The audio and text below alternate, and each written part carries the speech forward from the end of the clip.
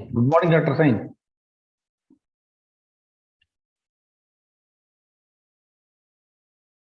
Good morning. Good morning. How are you? Fine, thank you. How are you, Prasad? Fine, fine. Good. Nice to see after a long time. Yeah. So it is going to start at 9:40 or 9:30. We are waiting for that. I think they are on the. They are there here only. Dr. Wali is also coming. okay. 59th is at yours, na? Wadia. 9th is at Wadia. That's correct. तो आप आओ बीच में एक बार. आएंगे.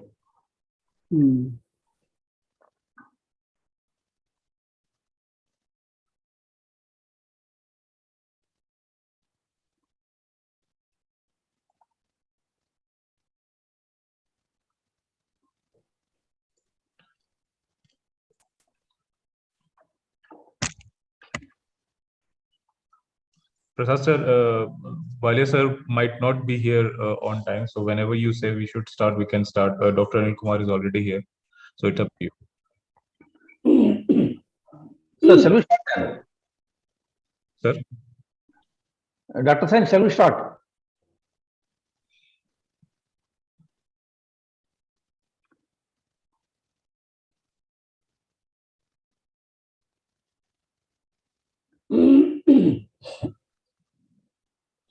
Dr. Sain, shall we start now?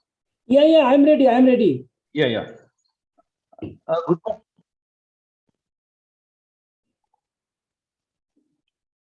Good morning, everybody.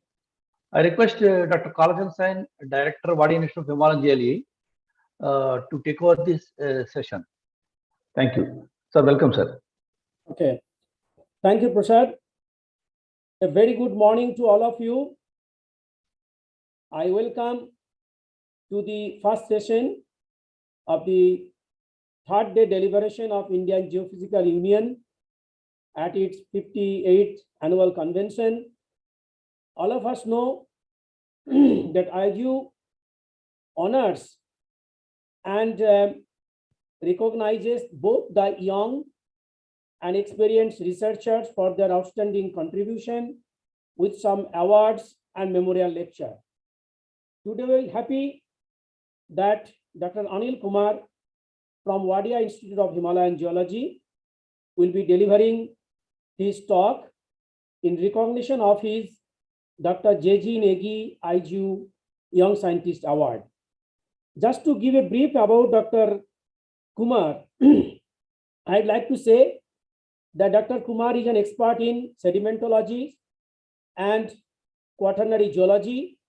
He has contributed immensely to understand the riverine processes, neotectonics, morphotectonics in the Indus River system. He has also carried out study in the northeast Shillong River to understand the large floods and climate impact. He has also carried out his study of neotectonics in Ladakh region. So with his contribution and as a part of IGU program, I welcome Dr. Anil Kumar and ask him to deliver his Dr. J.G. Negi Young Scientist Award lecture. Dr. Anil Kumar, please. Thank you very much, sir, for these inspiring words. And first of all, I want to thank the IGU and President IGU, Vice Presidents, and Honorary Secretary for giving me opportunity, and the jury members who selected me who find my candidature suitable for this prestigious J.G. Negi Young Scientist Award. Thank you all. Please share my presentation. Yes, sir. 1 second, sir.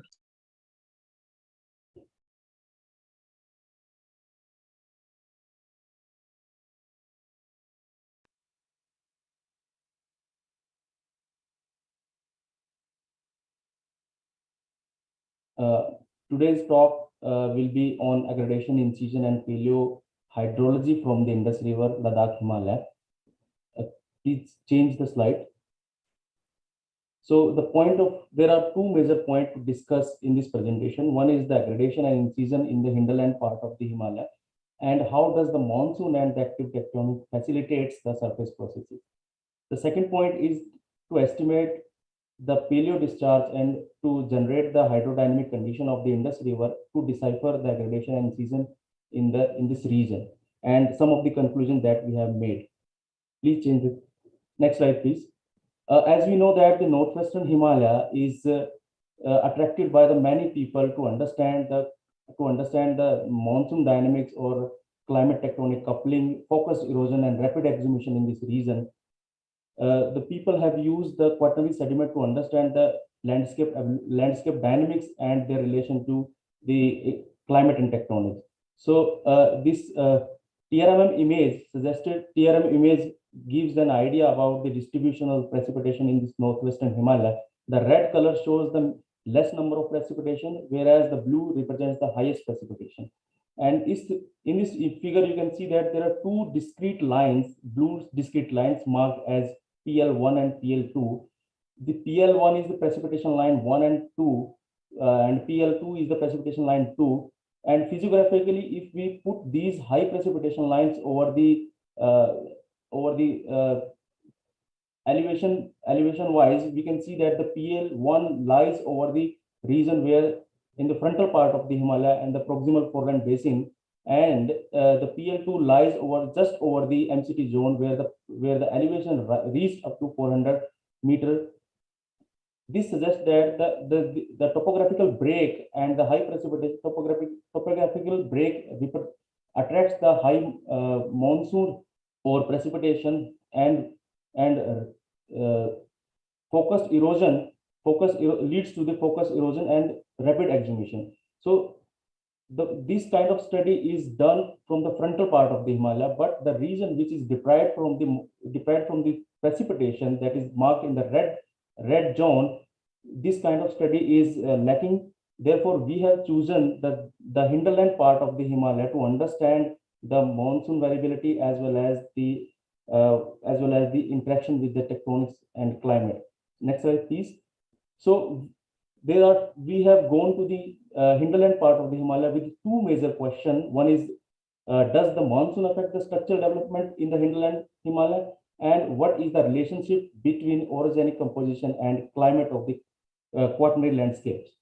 Next slide, please. So viewing these two questions, we went to the searched all along the Indus River in the Indian territory and measure few sections all along the Indus River. Morphometrically, we have measured the SL index is streamline gradient index, and KSN is the erodibility or concavity of the river. We also calculated the longitudinal river profile, and based on these morphometry indices, we have segmented the whole region into 4 segments. The segment 1, which is marked in the right side panel with the red zone, red font, that the segment 1 has the low gradient index and the low KSN with the flat type of topography river bed. However, in the segment 2, which lies from the Mahe to Upshi, where sudden rise in the slope and sudden rise in the SL index and KSN is also observed. Segment 3, you can see that the saddle shape of the Indus River from Upshi to Spituk and drop in the SL index and KSN as well. Sudden rise in KSN and SL index is seen after Spituk, and the longitudinal profile also shows that the concavity in this region. So based on these parameters, we have divided the whole region into 4 segments. Next slide, please. In these pictures, we can see that in the segment 1, the first picture shows that the segment 1 of the Indus River, you have seen that the valley is very wide and the floodplain of the river is quite wide to 4 kilometers. Segment 2 represents the 2 photographs.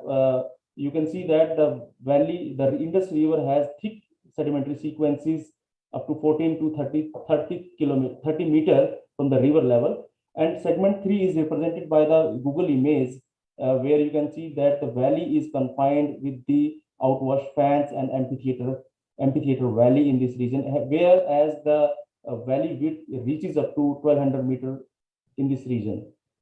Next slide, please. In the segment 3, after Spituk, or you can say the Leh city, the river entered into the gorge and the valley reduces to a few hundred meters, 100 meters to 300, 400 meters. And you can see that the strat terrace is developed in this region. In the first figure, Google image, after the confluence of Indus and Janskar, the hanging terraces are located at around 124 meters from the present day river level. And paleo course of Indus River above this terrace is also observed.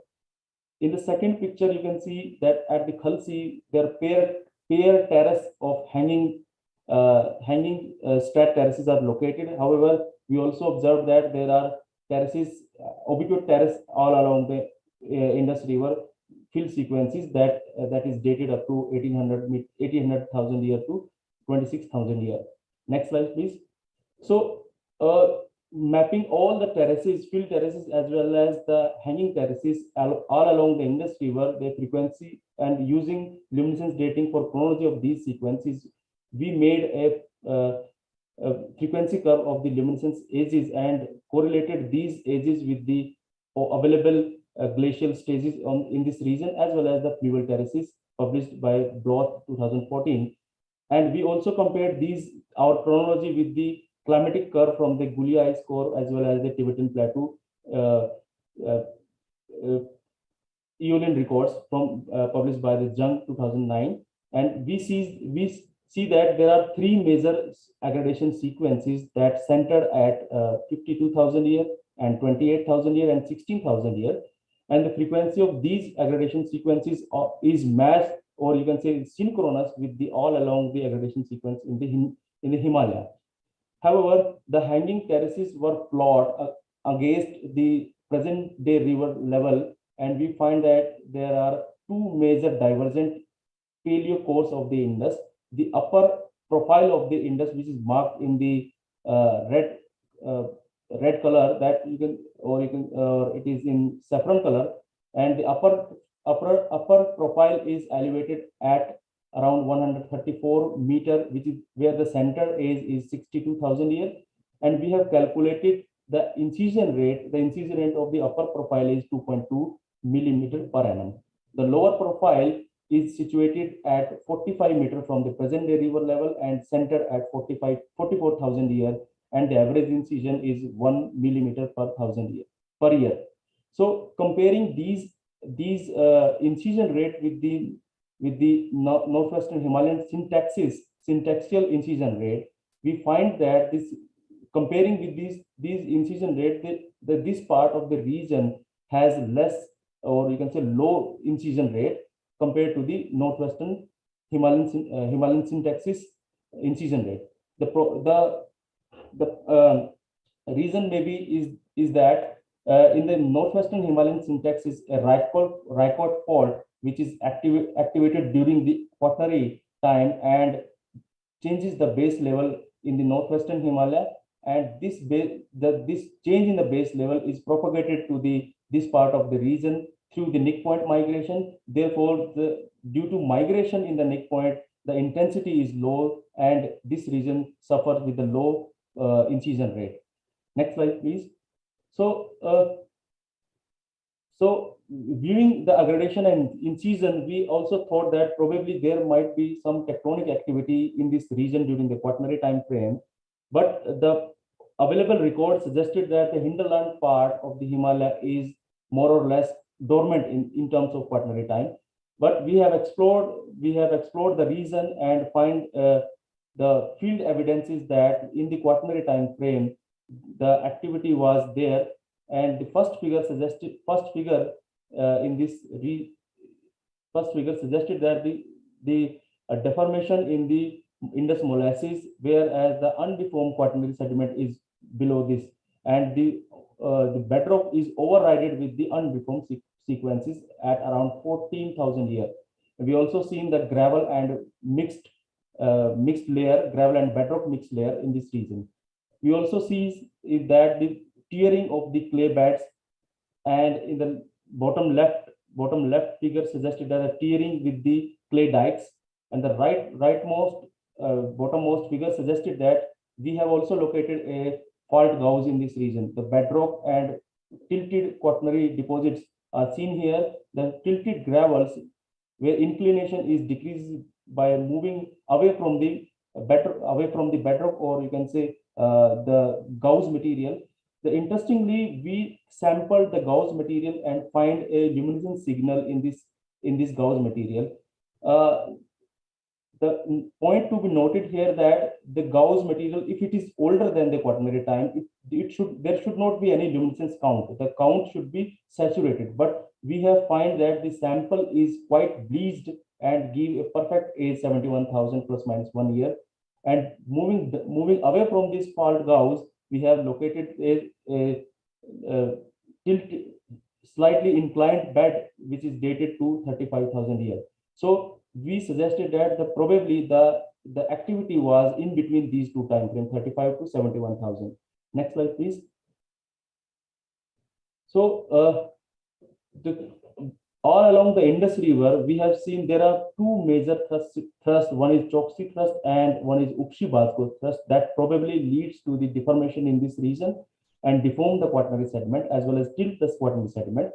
And we also see that there are three major phases. One is 62,000 year, 44,000 year, and 14 to 9,000 year.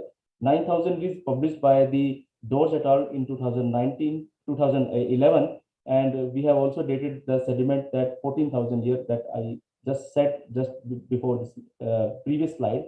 So there are three major phases where the deformation in the molasses is seen, and probably the deformation or incision, rapid incision in this region is controlled by the base level change in the northwestern Himalayan syntaxes. Also, we have also seen that the suture zone. The suture zone is earlier it is suggested that the suture zone is dormant, whereas our studies suggested that the continuous northward movement of the Indian plate and simultaneous post-collision shortening operates this movement, and it creates the back thrust system and override the molasses over the Ladakh granite, and here the Ladakh granite acted as a rigid body. So the continuous movement of Indian plate and the Ladakh granite act as a rigid body. This deforms the whole sequences and makes a back thrust system. The back thrust is basically back thrust to the Indus-Janskar suture zone. Next slide, please. So we have understood that there are three measures of aggradation and three measures of incision all over the Indus River, but we are not understood how the climate and tectonics coupled in this region, and what are the orthogenic drivers that control the basin-wide phases of aggradation and incision in this region. And there are often debate whether river aggradations is primarily driven by a reduction in carrying capacity in the drier Himalaya, or it is a wetter climate that probably enhance the sediment budget in the rivers and aggregate the sequences. So to answer these questions, we established the hydrodynamic condition of the river during these phases. So next slide, please. So this existing understanding from the southern part of the Himalaya suggested that the aggradation occurs during the enhanced monsoon precipitation during 32 to 28 and around 9,000 years. But another school of thought suggested that the aggradation occurs during the prolonged weak phase, and the incision occurs when the climate was relatively wetter and stronger. So to answer this question, we revisited our aggregated sequences. Next slide, please. And revisited our aggregated sequences and located a particular facies, lithophases, where we can find that these facies probably driven by the incipient motion of the or the flowing water. Next slide, please. This figure suggested that you can see that there are imbricated gravels. So imbrication of the gravel is primarily the function of incipient motion of the gravel. So there are three major forces that act to flow a gravel. you can see that one is the lifting force that probably lift and or oppose the buoyancy. Second force is the dragging force that with the flow, gravel drags with the flow. The third force is the acceleration due to gravity, or that another force is friction, static friction, that also oppose the movement. So keeping all the forces in mind, we have calculated the riverbed velocity. Another important factor is shape factor. If the gravel is oblate in shape, it is very hard to move a oblate shaped gravel. Therefore, we have looked to the only prolate gravels that probably have less friction. So please, next slide, please. So we calculated the discharge from the modern river bed and made a empirical relation with the modern bed with the river bed velocity, and find that a suitable equation for the all aggregated sequences, and calculated that the paleo discharge of using these equations. Next slide, please. So we also find a slack water deposit sequences which is situated at 28 meter from the present day river bed, and calculated the paleo discharge of these sequences. These sequences fortunately match with the chronology with the Dodge chronology, that is 13.5 to 9,000 years, which is incision age. Therefore, we have marked this flood sequences with the time of incision age, and mark this discharge as an incision discharge. Next slide, please. So another important factor, which is valley configuration. If the valley is narrow, the X volume of, suppose a unit volume of water is in there, wide valley and narrow valley, and narrow valley, the X volume of water is filled to the depth D. Next, please. And it creates a erosion in this valley. Next, please. Next, please. However, in the wider valley, you can see that the lateral movement of the sediment took place and the deposition takes place. Therefore, we do not know the paleo dimension or paleo valley configuration. Therefore, we use the channel steepness and erodibility as a function of valley configuration. Next, please. And use these chi-slope and KSN values as and relate these values to the modern discharge as well as paleo discharge. In the modern discharge, we have seen that there are relatively poor correlation with the chi-slope. However, in the paleo discharge, there is no correlation. Therefore, we use the fan toe to fan toe or bedrock to bedrock valley configuration to calculate the paleo discharges. Next, please. So comparing all these data, aggregation data, incision data, and calculated catchment scale normalized discharge data, we have seen that the instrument record, the aggregation discharge is twofold higher than the instrument record from, or you can say present day record of the Indus River. However, during the extreme flood or during the extreme flood, the value of paleo discharge is 3 times higher than the aggregation sequences. Comparing all the records with the climatic curve, we have seen that during the aggregation time was the transition climate, whereas during the incision, the climate, when the climate is quite wet, and it lies just over the peak monsoon. So during the transition climate phase, when the sediment to water ratio is higher, it's to this. Conclude. Just this is the last slide, sir. So when the sediment flux is higher, the sediment aggregated during the transition climate. However, when the sediment to water ratio is reduced and valley has huge amount of water, it emptied the valley and flushed all the sediment, and incision is initiated from here. Next slide, please. These are the conclusion I already discussed. Thank you. Next slide, please. And I want to acknowledge my director for the support throughout this research, and also I want to thank my mentor, Dr. Pradeep Srivastava, who leads me and nourish me for this kind of work. Thank you so much. Thank you, Anil, for sharing your outstanding research with us, covering several aspects of Indus River system, such as geodynamics, neotectonics, morphotectonics, riverine processes, aggregation, and discharge. So, can I take one quick question, Prasad? Please, sir. Yes, please. If there is any question, quickly, I think there is something in the chat. No, that is nothing. So if there is any question, somebody can raise and ask for that.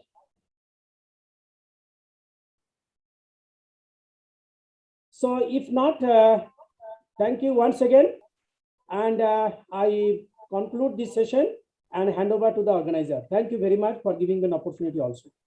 Thank you very much, sir. Thank you.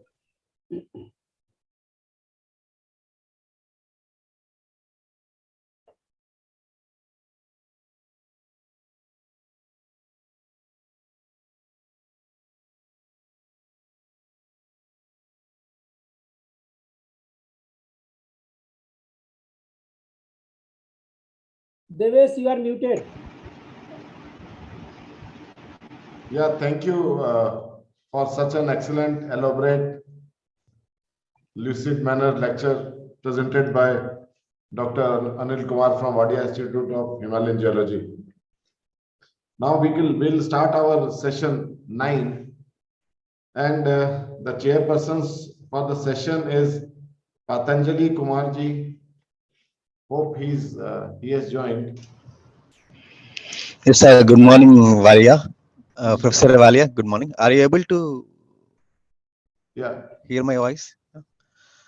There is a technical issue, bandwidth low at inquiries, and I could not able to start my video. Or it's okay.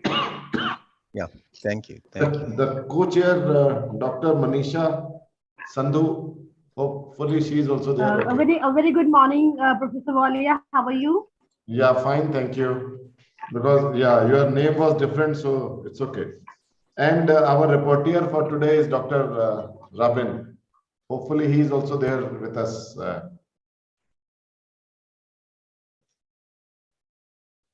Yeah, hopefully he's there because I saw his name.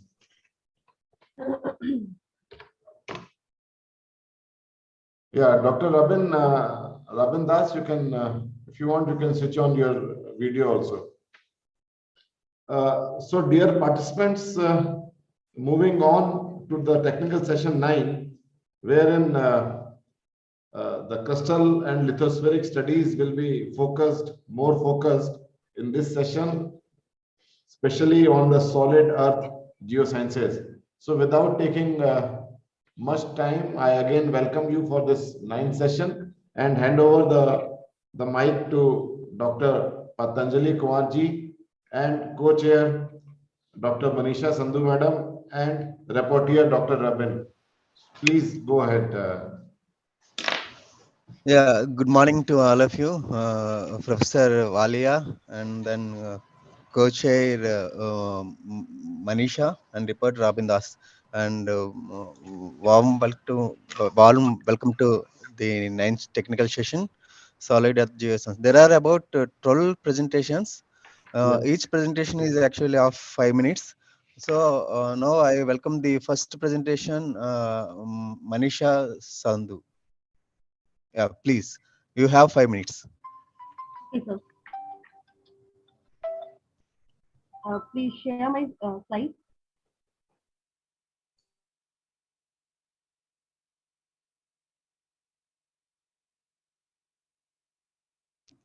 Yes, please. It's already shared.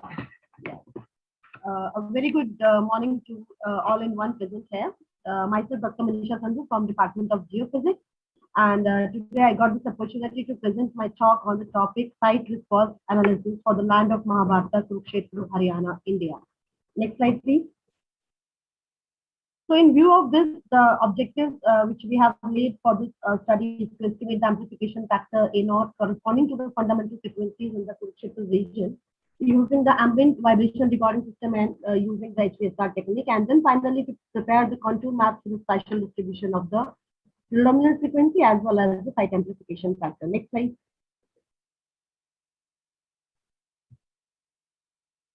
This is the study region where we have conducted this study. This is the Kurukshetra, and everybody knows about this region by the well-known War of Mahabharata. So this region lies in the Indo-Gangetic plain of India. So please, next slide. Now, the site effect, as in the very first talk of the IGU 58, the annual convention was given by Professor R.K. Chadha. And he has very well mentioned about the side effects and the very well known earthquakes in which we have seen the effect of the superficial layers to amplify the ground motion at the bedrock. So basically, side effect can be considered as an empirical transfer function, and it is now well organized that they are the most controlling, dominating factors in controlling the variation in the earthquake ground motion and determination of the site-specific hazard. And there are various techniques which can be used for the estimation of the side effects, and they are SSR, which is a center spectral ratio method, generalized university, and the Goda wave technique, and horizontal to vertical spectral ratio technique, which we have used in this study. Next slide, please. In this slide, we just want to show from the recording of an earthquake from 1985 earthquake site effects in the Mexico City. It is very clearly observed that, how the sedimentation, how the layer of the superficial layers, they amplify the ground motion to a very large amount. And in HVSR technique, what is the problem with the other technique is that they need some reference site, that is hard rock sites, and in cases when we are not in the deficit of these such kind of hard rock sites, so HVSR technique is a very well-proven technique to estimate the site amplification factor. Next slide, please. Now, in this figure, it is showing that how the sediments, they amplify the ground motion to such increased level of the amplitude. And it is assumed in the HVSR technique that the vertical component is free from any kind of the soil disturbances or soil effects. So in this, we have to calculate the Fourier spectra of the horizontal components, then we have to average them, and then that has to be divided by the Fourier spectra of the vertical components to get the site amplification at a particular site. Next slide, please. Now, this is the instrument which we have used in our study, that is the engine vibration recording system from 3G. It is a very handy instrument, and it records all 3 electromagnetic channels as well as 3 extremagnetic channels and the GPS receiver. And the procedure I've already told you that we have to calculate the full spectra of the horizontal components, and that has to be average of horizontal divided by the vertical, and then finally we have to smooth it by using the Hamming and Turkey technique to smooth the obtained H/V curve. Next slide, please. And we got 2 more minutes. No problem. And this is the method. We have the Fourier spectra, then the Fourier spectra of the horizontal component average will be divided by the vertical component, and we get the H/V as shown in the figure in the lower graph, and we get the predominant frequency as well. Next slide, please. This is how we can interpret in the next slide, that is the different fundamental modes correspond to the bedrock interfaces, and the higher modes in the H/V curve, they will correspond to the interfaces, geological interfaces at the shallow depth. Next slide, please. These are the various results in the next slide which we have obtained at the, I've just shown 1 or 2 results over here. And similarly, we obtained these results. Next slide, please. At the number of sites I've shown here in the table, that we are about 15 site results I have shown in the next slide. Then we have prepared the contour map or the partial distribution of the site amplification level at the different sites. And we have found that we have obtained the amplification level in between 2 to 3 range, 2 to 3. Next slide, please. These are the conclusion of my study, that we have obtained the site amplification factor between 2 to 3, and predominant frequency range between 0.66 to 1.03 Hz. And then finally, contour maps has been, and the results of this study can be used for the seismic hazard assessment and simulation purposes, and which again in turn shows that future region lies in the low to moderate hazard zone. Next slide. Thank you very much for listening me so patiently. Thank you. Thank you, Dr. Manisha. We will take up the questions in end of the Yeah. sessions. There are Yeah. separate discussions. Now I welcome Dr. Rabin Das for next presentation. Rabin Das, floor is Yes, yours. sir. Sir, I 5 am minutes are. audible, sir. Yes, very good. Sides, please. Yeah, Okay. please. A very good morning to everyone. Today I am going to present my work on recent seismicity and minimum 1D velocity model of Northeast India region. Next slide, please. This is the tectonic map of Northeast India, where prominent faults are shown. In Northeast India, there is prominent tectonic features are the Indo-Burma Ridge, Eastern Boundary Thrust, Doki Fault, Dishan Thrust, Naga Thrust, MFT, MBT, and MCT. And here red inverted triangle represent the seismic station, which is now operated by NCS, and yellow inverted triangle represent the seismic station, which is operated by IIG. A high rate of seismic activity was observed in Northeast India, a region due to the northward and the eastward movement of the Indian plate with respect to the Eurasian and Burmese plate. So understanding of seismicity of Northeast India region is very essential, as this area lies in the seismic zone 4 according to the seismic zonation map of India. Next slide, please. This is the seismicity map of Northeast India. Here I plot the recent seismicity, the earthquake recorded by NCS during the year 2011 to 2020, and IIG during 2016 to 2020. And we try to estimate the 1D velocity model for this region. And for 1D velocity estimation, we put a criteria that minimum 6P and 6S for individual earthquake, and azimuthal gap is less than equal to 180 degree. Here blue circle represent the earthquake which have minimum 6P and 6S phases and azimuthal gap less than equal to 180 degree.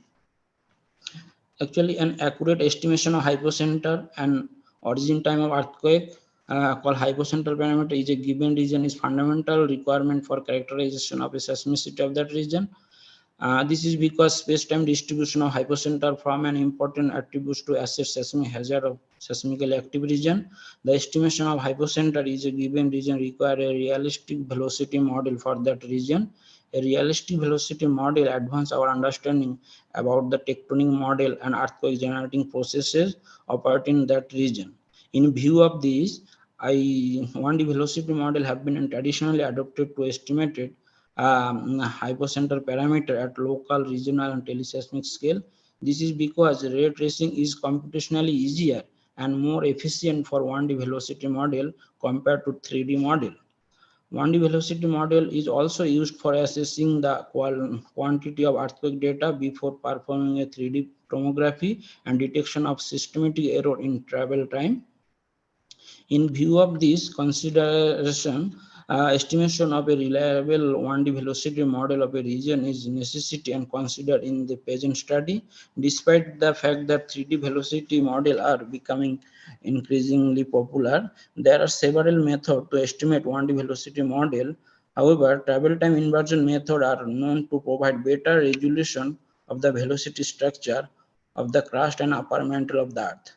I computed a 1D velocity model for P and SOF for this region using the software routine published Kisling 1995.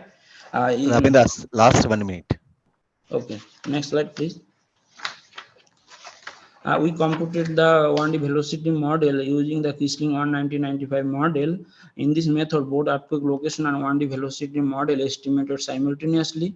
In this method, first ray tracing from source to receiver is computed, and then refracted and reflected ray passing through an initial 1D velocity model. In the next step, inversion is carried out using damped least square method. As earthquake location and velocity estimation is non-linear problem. For easier operation, it is linearized in every iteration as a configuration of solution.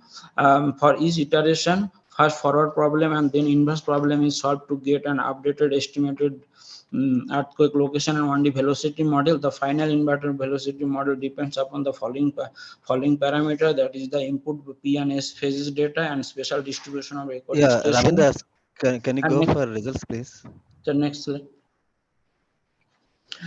For estimating the 1D velocity model, I use the 5 initial model. One is the Day et al. Coyle et al.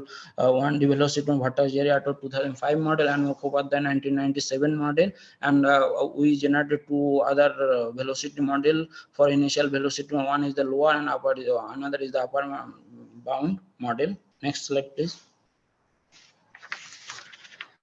This is the this table shows the velocities and VP by VS ratio corresponding to the each depth level. Usually the final velocity model for which RMS error is minimum is acceptable for 1D velocity model. We got minimum RMS error near about 0.605 second for input model of Mukhopadhyay 1997 model. So output velocity model corresponding to the Mukhopadhyay model is our final velocity model. Next slide, please. Next slide, please. This is the VP by VS model, so symmetrical increase in velocity with depth with a large jump in velocity at 40 kilometer depth. We interpret this is the average location of Moho in this region. Just below Moho, P and S velocity are around 7.95 kilometer and 4.66 kilometer respectively. The VP by VS value between 30 to 40 kilometer depth is 1.83. This shows that just above Moho, there may be a fluid fracture zone present in this region. Next slide, please. Next slide, please. Thank you, sir. Thank you, Ravindas. Nice presentation.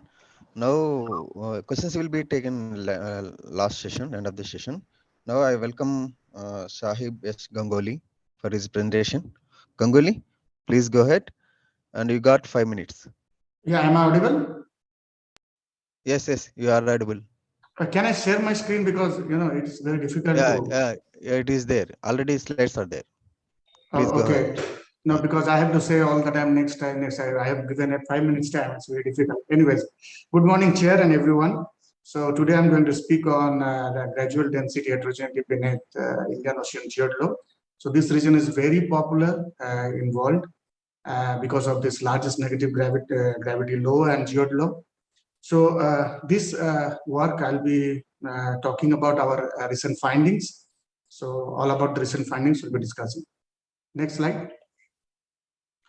So as you know, this geodlo is the origin of this geodlo is really distinct and it's not clear to everyone till now. And there have been many speculations with different models. So if you start from way back in 1987 by NEHU et al., given that the source of this IGL could be related to undulation in the core mantle boundary. Later on, there are some work that connected these geodlos have been attributed to the Mesozoic subduction, where globally this has been correlated, and geode highs are correlated with the present-day subduction zones and hotspots. So, but there are some consideration in 2014 by Rao and Kumar that release of water at the mid to upper mantle depths due to the dehydration of this Mesozoic subduction slabs are the possible cause of this IOGL. So there are many models. I'm not going to read one by one, but the latest one that I could see is by Steinberger, who reported that this high density anomaly in the lower mantle in this Mesozoic subduction area in between LLSBPs, this low shear wave velocity provinces, and the Kenyan plume is the possible cause. Next slide. So with that, our objective is merely to propose a model that is dynamically reasonable and not in obvious conflict with the other evidences. So we choose a kind of to investigate this origin. We combined, this gravity and global seismic tomography models constrained by tomographic models to infer the causative depths and with this the density structure with the IGL. So next slide. Yeah, the IOGL anomaly, if you go into detail, you see the we have marked this is a 10 degree by 10 degree harmonics, long wavelength gravity anomaly. So we tried to know as I said, that what would be the possible origin of it. So we took one profile at this extreme low, and we could see it's a kind of tick mark kind of sign. If you see that the lower part is at 2,500 kilometer at the mid of 78 degree east latitude. Longitude. So what we can see in by naked eye, that there should be some kind of a gradation in this model. So we tried to apply some concept of gradational model. Next slide. Next slide. Yeah, so if you see here, even the next slide. Yeah, so these two zones are marking that it's kind of a gradation. So next slide, please. Next slide. Yeah. So gradational density model, we try to apply this gradational density model where if you see the right side, the diagram is all schematic about the gradational density contrast. So if you are considering a density contrast from say ρ1 to ρ2, means there is a low density to high density, and that is laterally varying, and we can see a structure, the gravity anomaly like this. So there are consideration and parameters like the depth from the top of the source and the bottom of the source, and these are the equations. Because of the time constraint, I'm not going to explain. So next. Ganguly, last 2 minutes. I know that. Thank you. So if you see here the gravity anomaly, next slide. Just click next. Yeah. So the left hand part, and just click next. When we applied this gradational density model, if you see here the parameters, we took the slopes of these parameters, and we could find the depth of the greater depth as 1,000 kilometers. Next slide. The right one, next slide. The right one, if you see, that is also coming 1,000 kilometers. So this is a kind of a gradation which we are seeing from the density of the rocks is varying laterally. Many people have talked about this vertically, but no, till now we have not seen any work on this. Next slide. So try to emphasize on this. These are the depth. We applied a scaling spectral method, which is very efficient in calculating the depth. So what we found, the depths are varying between 150 to say the maximum is 988. So these are the depth range we are finding for this source. Next slide. And what we tried to do based on this analysis, we model this with the regular model, and we try to generate the synthetic gravity anomaly. So we could replicate the gravity anomaly. If you see the right hand side is the observed anomaly, and the middle is the synthetic model, and left hand is the 3D gradational model which we consider. And if you see, we could match the shape of it, but not properly. Every area has been covered. It is very difficult because there are so many geodynamic features is there, so it is difficult to connect everything, but try to understand the 3D gradational model. Next. This is the misfit. If you see, we could not match the lower part, 10 degrees south and 80 to 90 degrees east. Next. But overall, it is a kind of model which you could find. This is a tomographic boat map. This is the last slide. So if you see this S-wave velocity model, we are getting exceptionally low at 414 kilometers, which is very low, and the VP by VS ratio is very high. If you see at 4 and 14, so this is one of the major discontinuities at 440.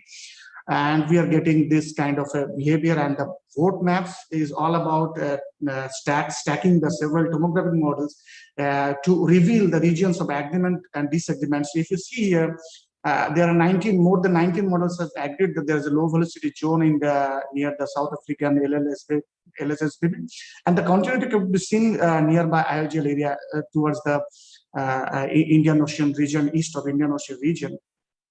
So next slide. So what we conclude to sum up this, the source of the largest negative anomaly is attributed to gradational density model, and the depths we could found is varying between 200 kilometer to maximum 1,000 kilometer, and which is in accord with the latest research by Bose et al. In GRL.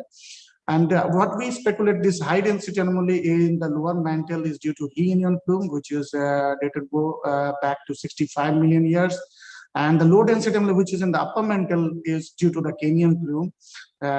These two kind of a density structure, gradation structure is giving rise to this anomaly.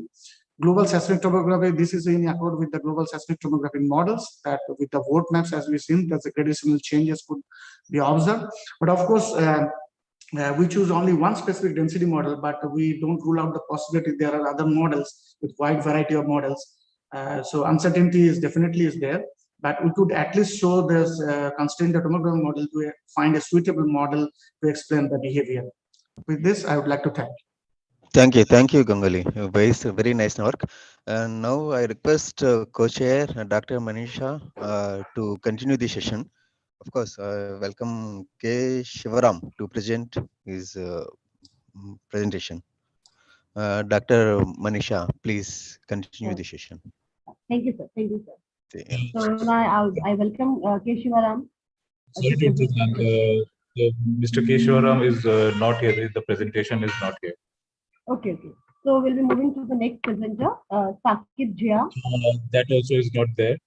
And Mr. Anand is also not there. And Mr. Madhusudan is also not there. And then we have to move on to Mr. Sujit K. Pradhan. Okay. So now I invite Sujit K. Pradhan for presenting his presentation. Yeah, good morning, ma'am. Good morning, everybody. Am I audible? Yeah, you are very much audible. Yeah. So, good morning, all present here. So, myself, Sujit Pradhan from Shillong Geophysical Research Center. So, I will be presenting the work carried out by us regarding neotectonic studies of Manas River Basin and North Brahmaputra tributary and constraints from remote sensing studies. Next slide, please. Next one, please. Yeah, coming study area, it is mainly bounded by 26 degree 10 minute. No, previous one, please. Previous one. Yeah, 26 degree 10 minute to 28 30 minute and 90 degree 10 minute to 90 degree 30 minute east longitudes.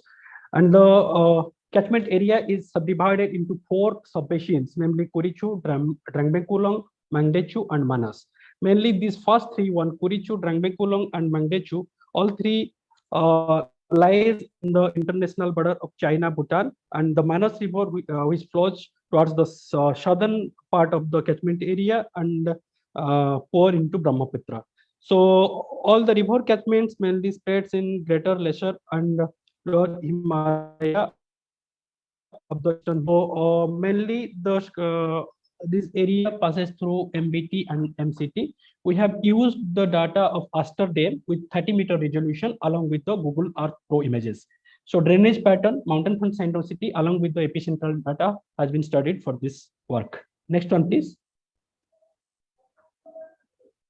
Yeah, coming to the subbasin Kurichu, it shows the mixed drainage pattern of trellis to parallel. In the northern region, mainly it is trellis pattern. However, in the southern part, it is mainly parallel. The parallel drainage pattern indicates the closely spaced faults and steep topography.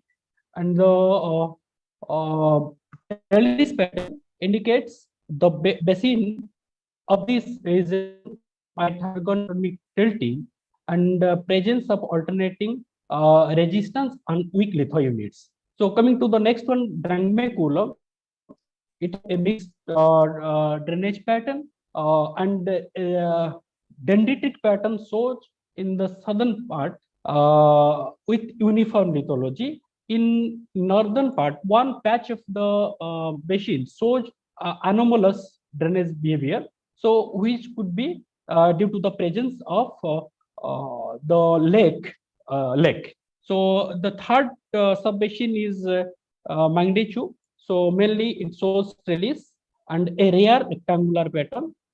This rare rectangular pattern also indicates the presence of closely spaced joints or faults. And the last one, the Manas subbasin, which mainly flows in the Indian region. So in the northern, very northern part, it shows a trellis, and in the southern part, mostly it is dendritic, with indication of that it is of uniform lithology with lack of structural control. If you will see this river 1 and 2, that is Kurichu and Drangbe, mostly it flows in the northern region north-south as well as northeast-southwest. After the confluence point, if you will notice during that in that which is highlighted in this yellow color oval shape, so the course changes to east-west direction. So this is this could be due to the presence of some fault or thrust zone in the area that controls the flow of the river. Next one, please. Next slide, please. Yeah, the another parameter, mountain front sinuosity, so which depicts the relationship between the erosional forces that forms the mountain fronts and the tectonic forces that making them spread synchronized with the active faults. If the mountain front associated with the active tectonics are relatively of low value, SMF low values, and if the upliftment is less compared to the erosional forces, the SMF value will increase. And it has been calculated by using the simple equation SMF equal to LMF of an LS, where the LMF is the sinus length of the sinus curve in the mountain front, where the at the pronounced break in slope, and LS is the straight line length of the mountain front. As for this formula, we have divided the frontal zone of the mountains into 7 segments, and the SMF value has been calculated, which ranges from 2.07 to 3.38, indicating moderately active zone in the western part and eastern part, and the western part is nearly inactive. Next one, please. You were left with 1 minute, right? I will conclude with that. So here we have plotted the epicentral data of USGS catalog, as well as from our own network, IIG network, data of 2016 to 2021 period, and the US data of 2001 to 2021. So here, if you saw this, it matches like the eastern part shows a clustering of the epicenter in compared to the eastern part, where there is less clustering is observed. So the arrow mark where the clustering is there, that could be well explained, but due to the presence of the Kopili fault. And in our study area in the eastern region, the clustering could be due to the presence related to the main central thrust activity. Next one, please. Yeah, coming to the summary. So we have interpreted the presence of an east-west trending lineament near the southern part of the basin, where the course of the river changes from north-south direction to east-west direction. The southern part of the basin reveals an uniform lithology and lacks of structural control, whereas the northern part of the basin reveals the presence of mixed lithology with weak and resistant litho units with structural control on the stream pattern. The study of mountain front sinuosity with an average value of 2.39 reveals low to moderate upliftment of the Manas basin. So the mountain front sinuosity study combined with the epicentral data suggests that the eastern part of the catchment area is comparatively more active to the western part. So we have a plan to add more morphometric parameters in coming days to strengthen the neotectonic inferences. With this, thank you all, and I must take this opportunity to thank you, whole IGU team, for giving me this opportunity to present my work over here. Thank you all. Thank you, Mr. Suji. Thank you for such a nice presentation. Now we will move to the next presenter, Charan C. Khanna. Yes, I'm here. Yes, I'm here. Am I audible to all? Yeah, you're audible. Okay, then I'll go ahead. Yes, you can go ahead. So I'll just shut down my video. So this is good morning to all, and this is the topic of my presentation, and I'll be covering in just 2 slides. So can we have the next slide, please?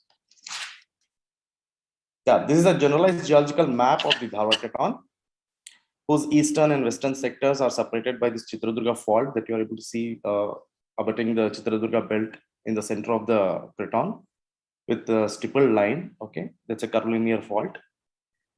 So this Darwar-Keton, besides the greenstone terrains, it consists of innumerable swarms of dikes that were emplaced over a period of like 70 million years during 1.8 to between 1.8 to 2.5 GA, that is billion years. And the scientific investigations that were carried out in the past and in the present reveal that these dikes are had significant interaction with the lithosphere and the continental crust as well during their emplacement. So there are like thousands of dikes here you can see. You all can see, and this is not exhaustive. There are many which may not have been like digitized also. So whatever is available as a major dike form which can be represented on this scale have been digitized. And in the brackets you are seeing the ages. The ages range from 1.8 to 2.5. There are, however, one rare exception of 90 million year of dikes in the southern part reported by Anil Kumar, which is an exception. So there are, however, very rare occurrences where the dikes have not had any interaction with the crust or the lithosphere. Those are the dikes that form the focus of this study. Okay. One such dike, which is about 20 kilometers long, is in the eastern Darwar-Keton, north of the Kadapa Basin, that includes the Gadwal Greenstone Belt. And there are another two dikes in the western Darwar-Keton at the eastern boundary of the Naggihalli Cyst Belt, between the Chitradurga and the Naggihalli. Okay, these are about like 2 kilometers long. So these are the dikes which are very rare and that did not have any interaction with the crust or the sublying lithospheric mantle. So these are the unique ones and they need to be studied. Next slide, please. Yes. So when the geochemical composition of these dikes is plotted on this Nabem by Ytterbium versus Thorium by Ytterbium ratio discrimination diagram of Pierce 2008, it is observed that the dikes plot the straddle the boundary of the Moor mantle array. Now this array implies the terrestrial evolution of the mantle. Okay, it is observed that these dikes straddle these boundaries, and most importantly, the geochemical compositions of these dikes are comparable to those lavas or magmas that are erupted in ocean basins produced from the asthenospheric mantle sources. The crustal and subcontinental lithospheric contaminated magmas, however, they plot oblique and onto the upper side of this array. Okay, on an AFC path between the crust and the mantle. So now we see that there is a sharp contrast between these dikes and the remaining dikes that are there in the Darwar-Keton. Mind you, these are not exhaustive. There may be such kind of dikes present throughout the Darwar-Keton, but not as common as the other dikes. So these are probably embedded somewhere in between of those. Since not everyone studies dikes in very great detail, we are not getting those signatures. So such findings essentially provide a window to decipher the nature of the subcontinental lithosphere. These geochemical imprints are very important to decipher the nature of the lithosphere, because the chemical composition is the only thing that provides a window to the mantle. In the sense that this lithosphere is not strictly opaque. That is, this lithosphere is not like a plane, a rigid or a plane which is like a kind of opaque or impermeable. What it says, because of the geochemical composition of these dikes, what it means is there are perforations in the lithosphere which channelize faults and fractures to act as potential conduits for magma transport from deep-seated regions of the mantle. On this basis, it implies that there are certain parts of the lithosphere which are not very. Now you're left with 1 minute, please. Yep, which are not very uniform. There are sporadic occurrences in the lithosphere where erosion has happened, and this erosion has already happened by 2.5 billion years, because these dikes have been very well dated. And for further reading on this, kindly refer to Khanna and Jaffrey. This is a recent publication in Precam Research, which has come probably in November, I believe. So this is very important. This needs to be understood, because cratons, as we think, are not as rigid, are not as impermeable, right? This is the important take-home point from this presentation. Next slide, please. Thanks so much. Thank you so much, Dr. Khanna. Very nicely presented. So now we'll move to the next presenter, Vivi Salve. Is he here? Thanks so much. Yes, ma'am. Hello. I think it's my presentation. Hello. Ma'am, am I audible? Yeah, you are audible. Please go ahead. Good morning, ma'am. Good morning, all. Today, I would love to talk about structural styles and petrography of high-grade gneisses pertaining to evolution of associated ultramafic intrusives in addition to AMS studies west of Salem city, which is in Tamil Nadu, southern India, with DP Monti. Next slide, please. This is general structural and geological map of SGT. As we know, SGT is divided into discrete tectonic blocks separated by several crustal scale shear zones. As you see, CSZ is Kaveri Sucha zone. Not to it is NGB, which is Northern Granulite block. My part is Salem block within the Northern Granulite block, which I'll present it today. Next slide, please.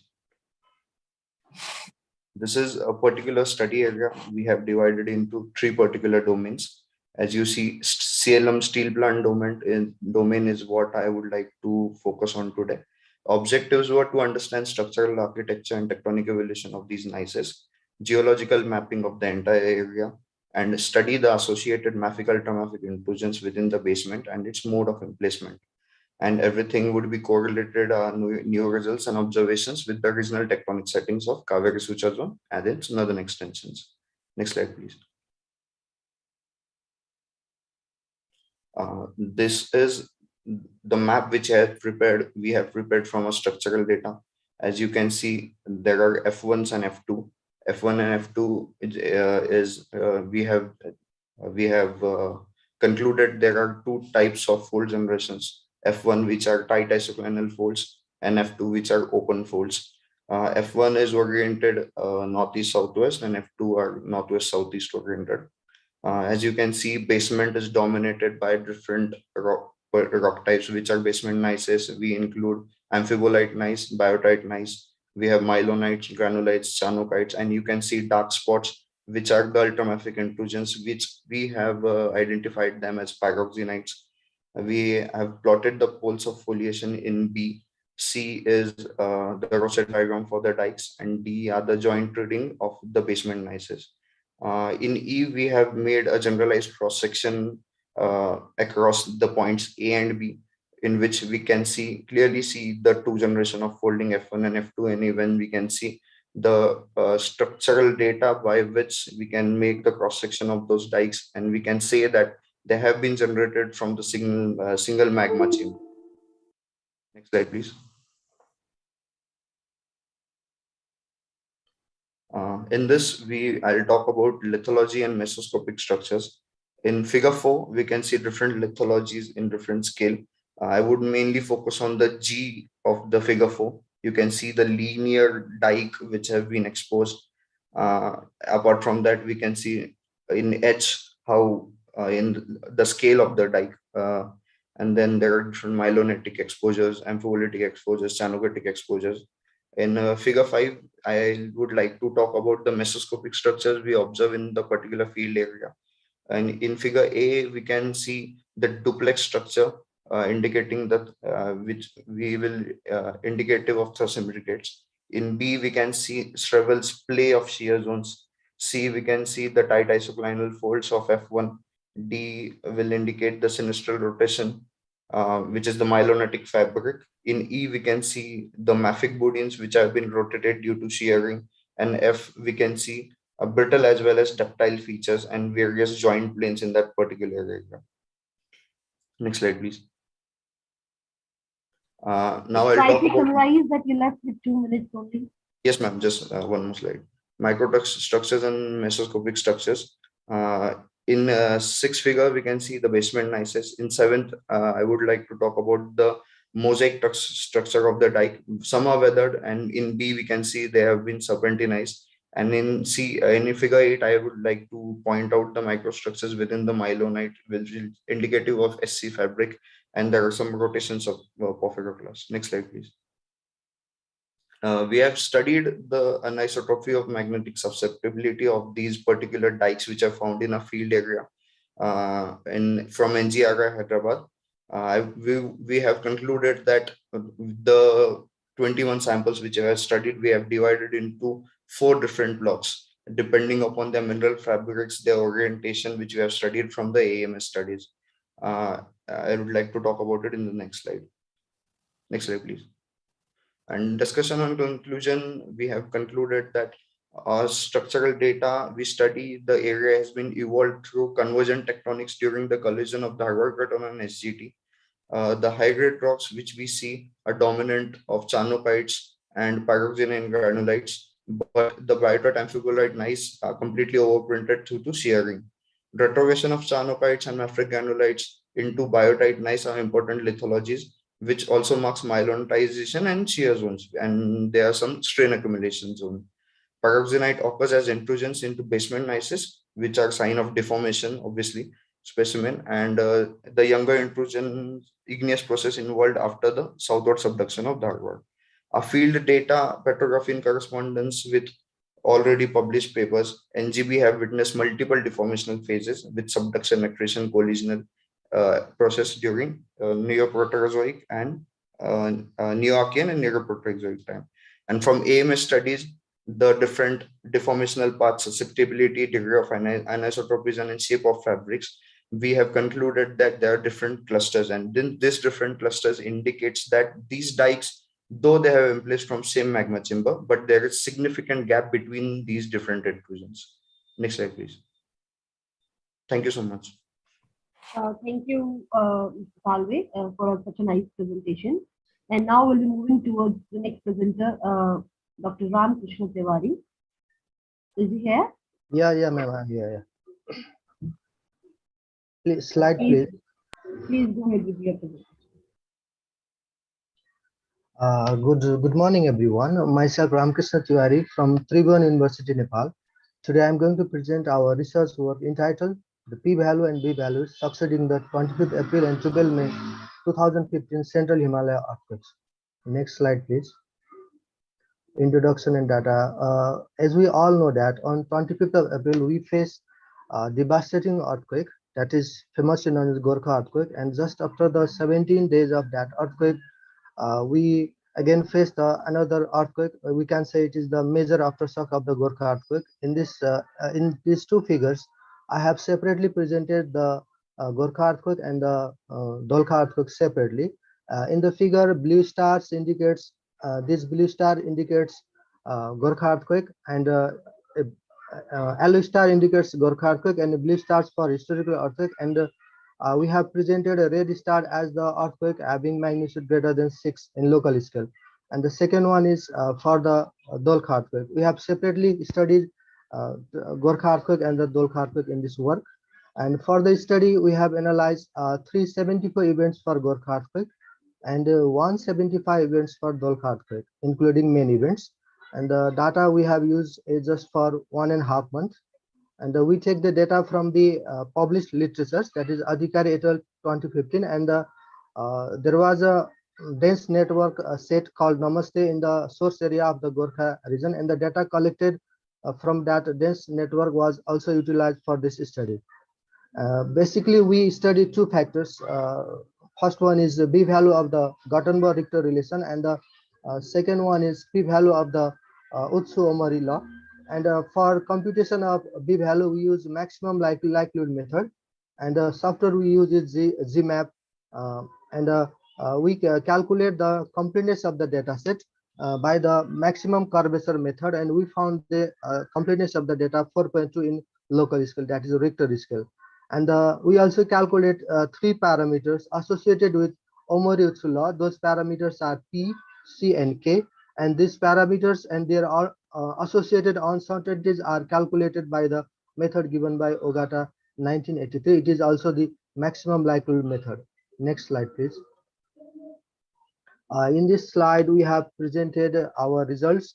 The first figure indicates the variation of the B value with respect to depth, and we noticed that there was a slight increase in B value from 0.49 to 0.55 from the depth 2 km to 6 km, and a dramatic change of B value was noticed at the depth of 10 km. That is from 0.45 to 1.28 for Gorkha earthquake, and similarly for the Dolkha earthquake, we also noticed the change in B value, dramatically change in B value for the same depth, that is 10 km.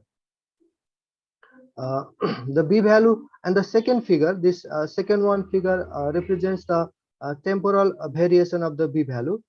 We study the B value with respect to time after the Gorkha earthquake, and it is interesting to explain that at the time of the Gorkha earthquake, B value was very low, that is 0.70 on 25th of April 2015, and it dramatically rise to the value of 1.48, and we can say in percentage it was 111.43%. It was a sudden rise in the B value after the Gorkha earthquake, and a similar type of phenomenon was also noticed for the Dolkha earthquake. It was B value was around 0.75. For the Gorkha earthquake, it was 0.70 on the day of the earthquake, and for the Dolkha earthquake, it was 0.75. This result indicates that at the time of earthquake major events, the stress in the region is very high, so the B value is very low. And after the earthquake happening, the B value increases to 1.13. That is the 50.67% rise in the B value was noticed just after the 29 hour of the Dolkha earthquake. The results, the findings focus on the fact that before the earthquake, just before the earthquake, B value is very low, that is 0.70 for Gorkha earthquake and 0.75 for the Dolkha earthquake. And after the earthquake, the B value suddenly rises. This indicates that the stress accumulated in the region is suddenly gets released after the major earthquake. Next slide, please.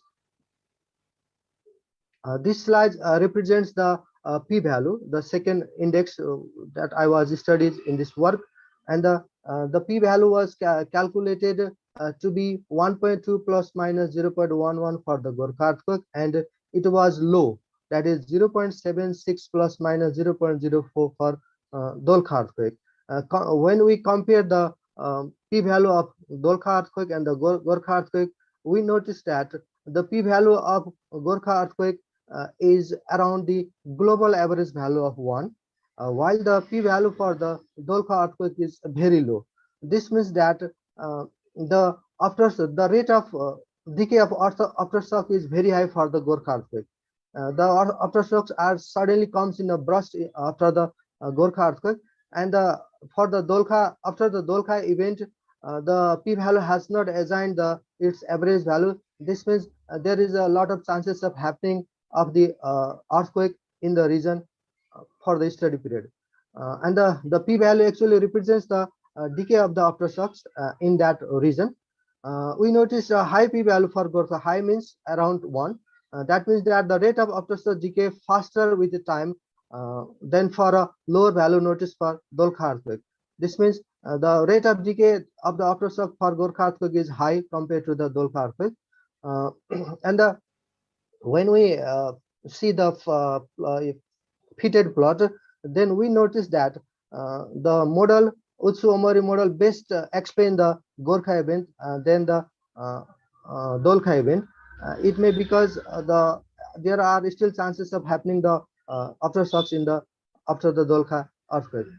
For the duration of study, the decay curves are not found parallel to the time axis. The curve is not asymptotic in nature. This indicates that more aftershocks are expected to to visit the region again, and it may also continue for a long time. Next slide, please. These are the references what I take for my work. Next slide. Acknowledgement goes to the Tribhuvan University, Nepal for sabbatical leave, and University Grant Commission UGC Nepal for providing me PhD fellowship. Thank you, everyone. Thank you, Dr. Ramkrishna Tiwari, for such a nice, informative lecture. And now we'll move towards the next presenter, Sanjay K. Prajapati. Yeah, I'm available. I'm audible to ma'am? Yeah, you are audible. Yeah. Good morning, chair and co-chair of the session and the audience. My topic of I am Sanjay Prajapati from National Center for Seismology, Ministry of Earth Science. My topic of the presentation is the characteristic features and seismogenics up to recent earthquake of 4+ magnitude, which is occurred in the very, what we can say that is very quiescent region, relatively quiescent regions in north-southwestern part of the Delhi NCR regions. Actually, as we know all that geoscientists, Indian geoscientists, basically that they know the Delhi and adjoining region have seismically active since historical times. And they experienced several damaging earthquakes of local origin, as well as the surrounding Delhi region also has been susceptible and vulnerable to the great earthquake, which is originating in the north frontal part of the Himalayan thrust belt. So as you can see in this left-hand side, that seismicity plot overlaid with the tectonics mapped faults, as well as the earthquake which we have taken in this region is 2001 to 2020. And you can see mostly the earthquake in Delhi and surrounding region is mostly occurred in Delhi periphery and the northwestern part, and that is very diffuse in nature. But this recent 2 magnitude which occurred in 3rd July 2020 and December 17, 2020, which drew our attention that why this earthquake has occurred. So to understand the source mechanism of this earthquake, which is occurred, as I explained already, which occurred in very relatively quiescent regions. So we study using the available geophysical seismological data. We study in detail why this earthquake has occurred. So my main focus is why this earthquake has occurred in very relatively quiescent regions. So as this earthquake is widely felt in about 100 square kilometers from the epicenter, and which is well recorded by the 17 permanent broadband stations maintained by NCS MOES.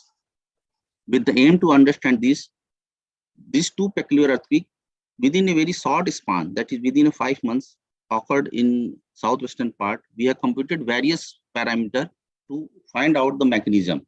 As we can see in the red squares, the 2 earthquakes which we have zoomed out in the below slides, you can see below the left-hand side, the 2 earthquakes where you can see there is very less seismicity. Only the seismicity is in northwestern part, which is occurring the DHR, means Delhi Hardwar region. But in this source region, there was very less earthquake has been reported so far. The earthquake which we have plotted of last 20 years. And the next, you can see in this, the red ellipse, there is almost very quiescent, very few earthquake, including this recent earthquake which you have. And you have computed the B value. B value is also suggesting 0.98, means which is a high B value, which is a stress indicator. And in the further, if you move the right hand slide, which is also showing the very low cumulative moment. Including this earthquake is very, very low. So to find out this, we have, next slide, please. Yeah, using this our local network, which we have 17 local network, we have computed the focal mechanism solution using point source model. We have used various models to fit the data, and finally we found the recent earthquake by a recent paper by Mitra et al. We have used 1D velocity model of that, and taking the help of isola tools, we have computed the fault plane solution. The fault plane solution of this earthquake suggests normal faulting, which is usual in Delhi region due to region already published by many. This earthquake is not from this. This earthquake is also normal fault with slightly strike slip moment. The nodal plane of both the earthquake is showing northeast southwest and northwest southeast. So further using this data and earlier data, which already I shown in previous slide, taking this both data, we have computed the, next slide please. We have computed the, oh, this is, okay. You can see the below diagram. Actually, I have updated my slide, but they have not updated it. So this data, if you can see that we have done the stress inversion, taking the recent earthquake fault plane solution data as well as the first motion P wave data. We have computed the stress tensor inversion, modeling the stress tensor inversion for getting the what is the principal stress of this.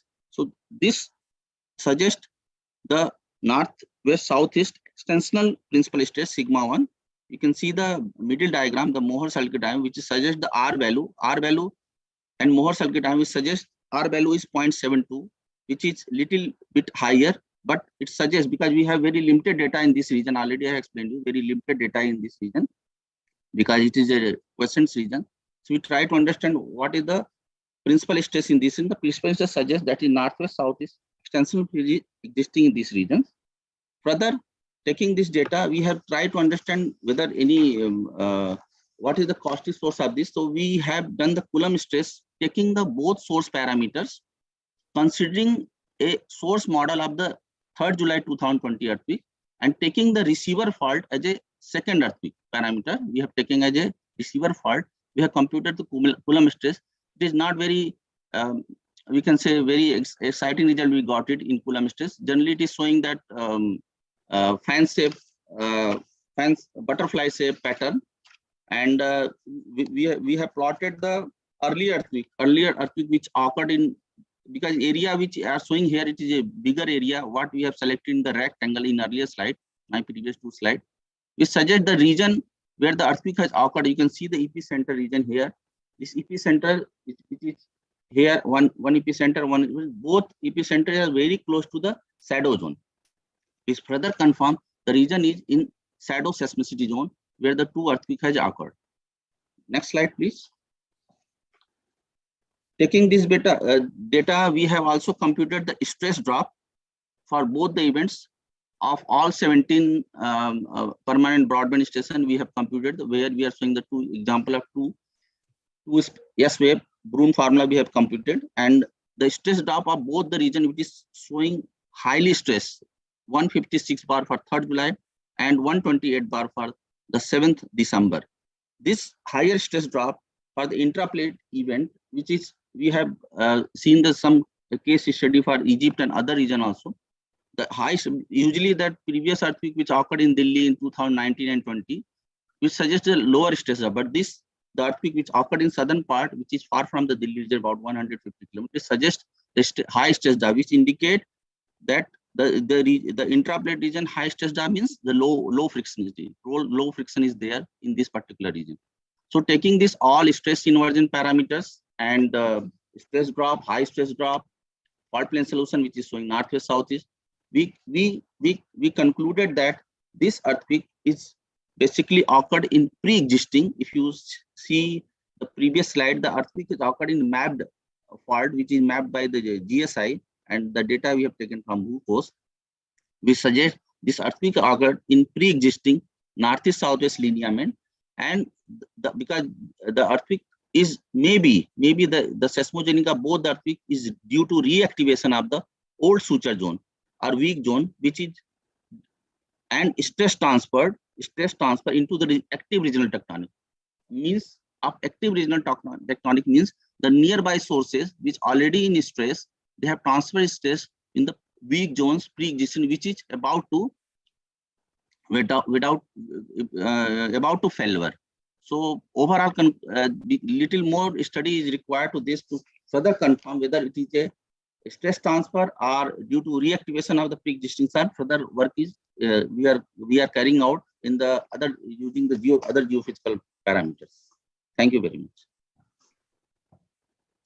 Thank you, Dr. Prajapati, for such a nice presentation. And now over to Dr. Patanjali Kumar for the further session, for the discussion session. Yeah. Thank you, Dr. Manisha. Now, out of 12 presentations, only 8 are presented. Am I right? Yes, sir. Yeah. So, are there any questions to the presenters? Now, actually, we will go one by one. So, first presentation is done by Manisha on regarding site response analysis for the land of Mahabharata, Kurukshetra, Haryana, India. Are there any questions from audience?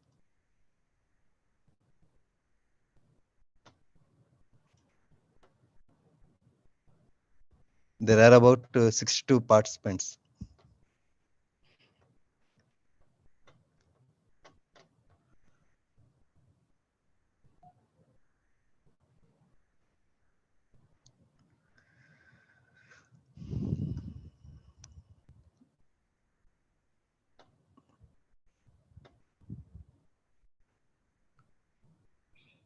Okay, it seems there are no questions from audience.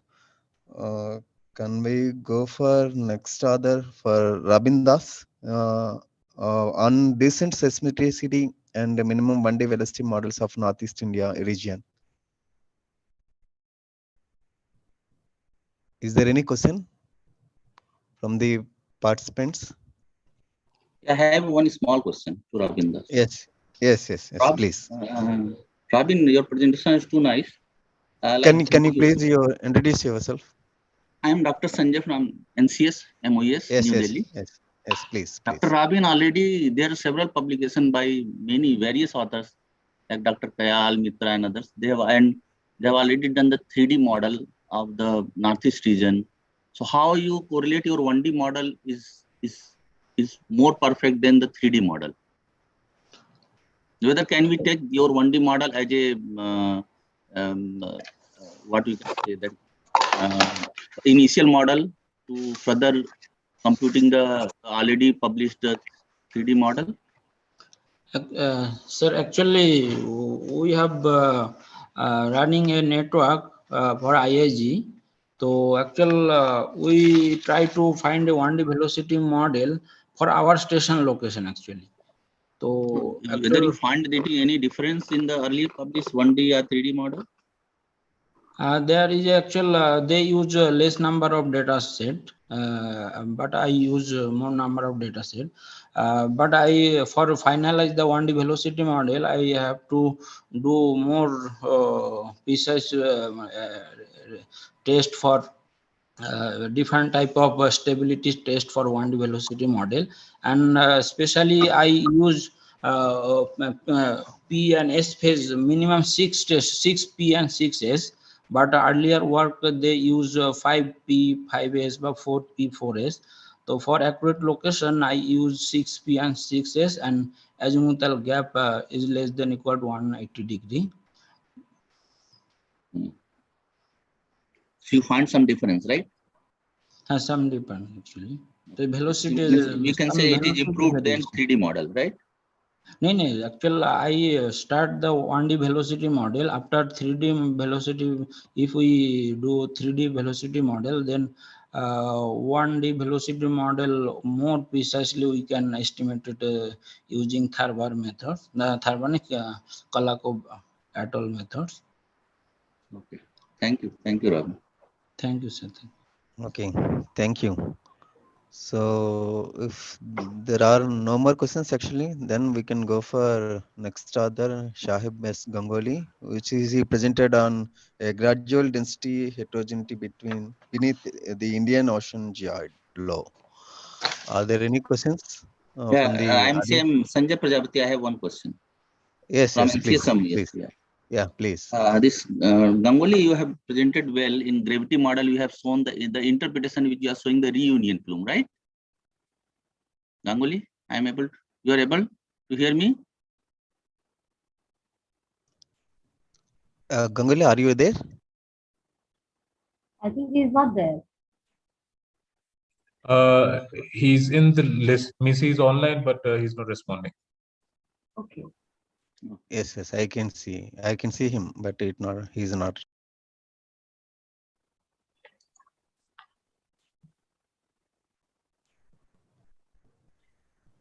Mr. Ganguly, are you there? No, sir, he's not responding. Yeah.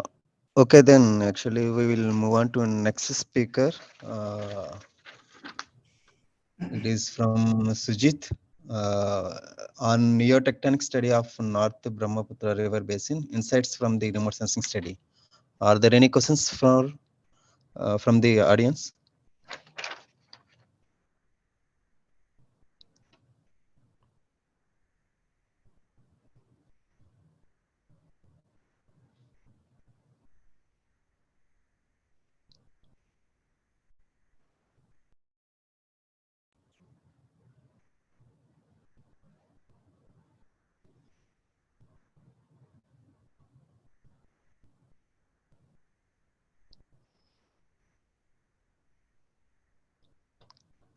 Is there any question in chat? No, nothing.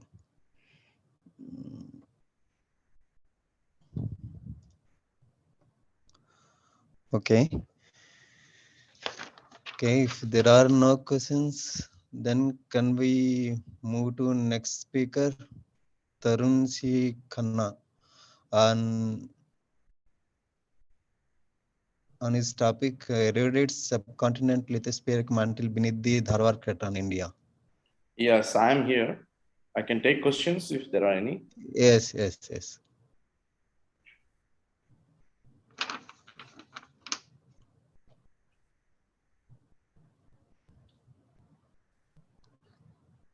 Hello, sir. This is Sujit from IIG. Yes, Sujit. Yeah, sir. Just I have a small query. Like in the first map where you have shown your detailed geological map of the Dharwar crater. So actually, the dating this thing age data was not clear to me. At least I was unable to see. Just I wanted to know what are the highest the age in those parts so far dated. Yes, Sujit. Actually, if you refer to my publication, in that it will be very clear. The ages, everything are clear. Okay, sir. The maximum age that we have recorded in the Dharwar is 2506. Okay, so And that is a and there is another 2.5 GA age given by Zakaria team. They have done that. Yes, in with the dike that includes the Kolar cyst belt. Okay. Okay. So and the least age so far in Dharwar was given by Dr. Anil Kumar, 90 million years for a Cretaceous dike in the southern part of the Dharwar Craton at Kunigal area. Okay. Okay, sir. That is actually near proximal to the Huliur Durga greenstone belt. So, but broadly the ages of the dikes in the entire Dharwar Craton fall between 1.8 and 2.5. Yeah, I think this 2.5 is the latest one. Just prior to this, 2.367 something like was there. Yeah, 2.36 has been recorded. 2.2 is there. 2.2 is more prominent. Yeah. 1.8 and 2.2 are very prominent. Right. 2.3 rare. Some are there, and 2.5 is very rare. Right. So this recent paper, what is published in the Cambrian research, probably yours, Khanna et al. And all. Yes. So if I would like to contact you offline, if you won't mind, if you can send me a copy of the paper. Sure. My email. Yeah, I'm available on email. You can send me an email, and I'll send you the copy. Thanks so much for your interest. Yes. Yeah. Thank you, sir. I am done. Thank you. Yeah, thank you, Dr. Tarun. And now we will go to next speaker, V.V. Shalve, on his presentation, structural styles and petrography of high-grade genesis pertaining to the evolution of associated ultramorphic intrusive in addition to AM studies, southern continental, southern India. Excuse me, Chair. Did I miss anything? This is Shiv Ganguly. No. Did I miss any question? Okay, thank you. Yeah. Actually, I wanted to ask to Shiv Ganguly. Sri Ganguly, yes, please. Yes, please. Ganguly, you have done the geoid anomaly model. You have done, right? Yes. And you have told that that the interpretation, the reunion plume is the cause of the Indian Ocean IOGL, right? Yes. Yeah, actually, this you have any other evidence, geological or some evidence, like because earlier the what paper suggests that Indian geodal IOGL is due to the drifting on the Indian plate, right? So thin lithosphere due to that Indian lithosphere is thin, right? And if you are getting Indian IOGL low is due to reunion plume. So any significance in Indian continental where you are getting in geodal low at upper mantle depth? No, I have not seen the Indian plate, the continent part. So this is not only because of the reunion plume. What I suggested is, if you see my model, it is a gradational model. So the density changes in a kind of slowly, and it's not a sudden change in density. So we are proposing a density model there. So what we are proposing is like there is a high density anomaly as well. There is a low density anomaly. So these two kind of density contrast, what we are getting here is not giving rise to this kind of gravity low. And most of the thing we have not matched the geoid part here. What we could do only the gravity part we did, where the geoid part modeling is already done in if you see Geophysical in GRL 2017. Yes. So there they have used the constant by tomographic model. They did a numerical simulation with thermogenic consideration also they have given, and they got a depth of say 300 to 900. They said on that basis of this law, and they said that this is because of this African low velocity provinces. So if you even in my board map also I have shown, if you could remember, the board map is actually the tomographic models where they agree, maximum model are agreeing that there is a low velocity. I mean that is well known to everyone now that African low velocity that we know. Yeah. Yes. So now what? Yeah, if you see there is a continuity there. So they are telling that it is because of only LLSBT, African plume continuing, because Indian was a part in the Gondwana and then it started northward drifting. So, but what we are getting here is the density is through the density model contrast. What contrast is there? How much contrast you are getting in density? Oh, well, we have modeled it. I think from 3 to I think 15 we have. 3 to 15 gram per cc. 15. Yes, this is the contrast, not the exact density I'm talking. Very high contrast, 3 to 15. Yeah, because we are talking about the depth 150 to down to 1,000 kilometer depth. So we have given the depth as well as the special changes. So means you are saying high density is in upper layer, right? Yes. And the low density is in the at 1,000 kilometer depth. If I can share the presentation, I could have shown you.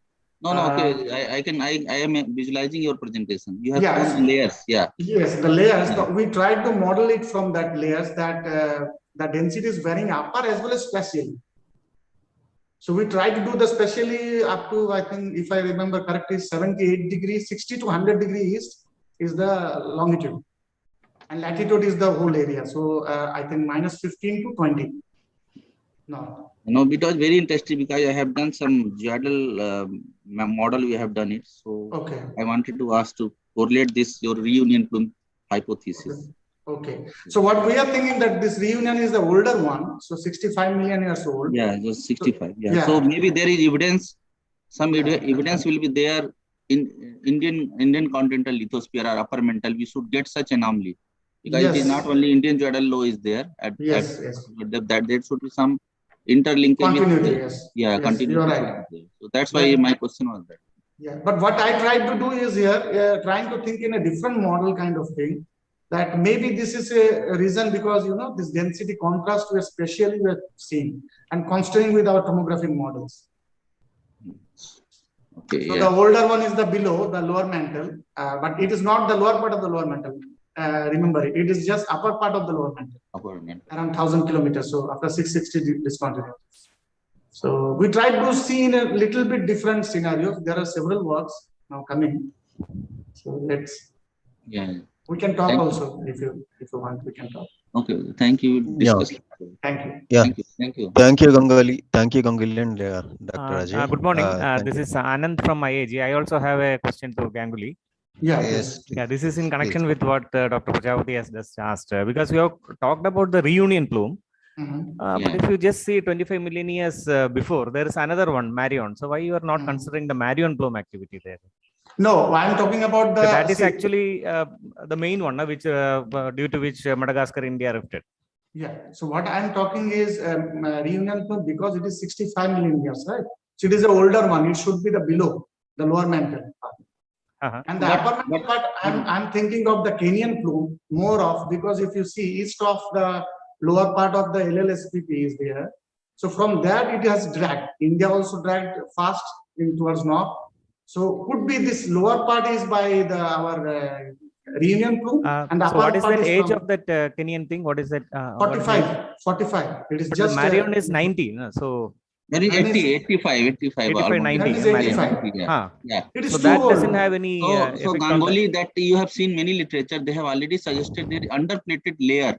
Yes. Huh. Magnetism due to underplated occurred Underplated. due to the Marian roof plume. Okay. Yes, And yes. the flood has occurred due to 65. What you talking? For that, there are a lot Right? of evidence. Evidence are there Marion, underplating on this. So my question was that there may be possibility like what Anand is also saying. Same. Yeah, that could be at the mid mantle part. I mean, lower mantle, below the mid lower mantle part. But I have not modeled that one, so I cannot comment on that. But what I could see from the two depth analysis from the seismic tomography model is we can rely more. So there also, if you see the lower depth, which means below 1,000 kilometers, the activities are more, and in the low velocity is more prominent. And if you go to say 1,200, 1,400, 1,500 kilometers, it is gradually decreasing. So that is the reason I'm thinking that 80 million years, if it is the event, it should be much below than, I mean, that would be the mid of the lower mantle, say around 1,500 or 1,600 kilometers. So, but what we are getting, the depth is 1,000 kilometers. So it should be the upper part of the lower mantle. Also, you told about contrast is 15 gram per cc. Is it too high? Yeah. Too high. Oh, that's 15, yeah, very that's too high. 15 is too 15, high. No, yeah. No. If you see that one, can you show the figure? I could share.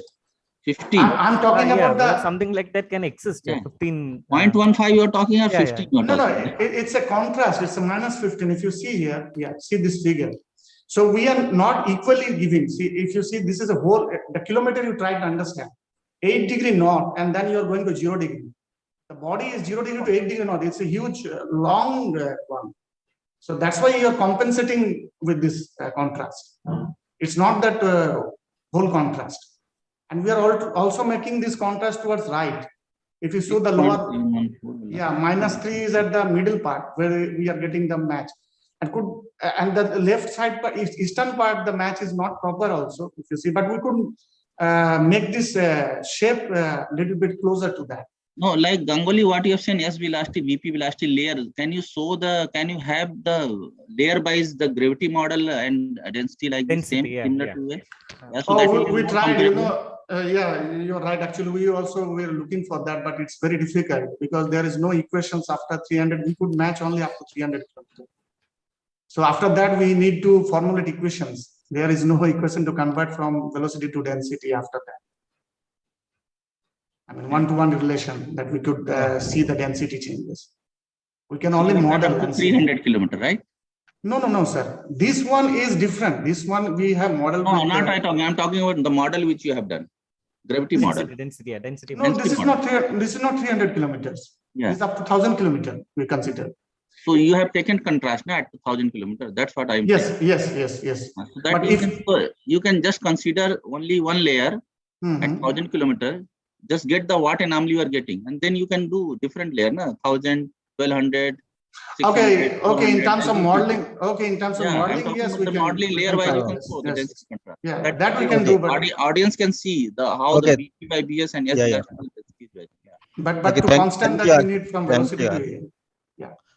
Thank you all. Actually, we'll conclude here. Actually, there are 2 more presentations. Actually, are there any questions for Eve Salve?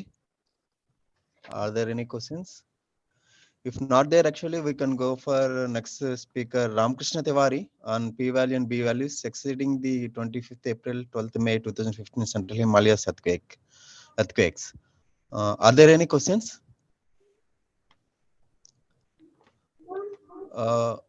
If there are not questions for Ramkrishna Tiwari, actually, I have a question. What is the sudden rise in b-value? Is there any correlation between the local geology or local faulting mechanism? Have you looked into that point? No, sir, we haven't done that. Okay.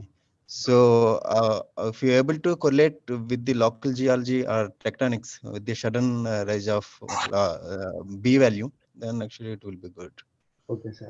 Of course, this is a very nice study. Okay, sir. And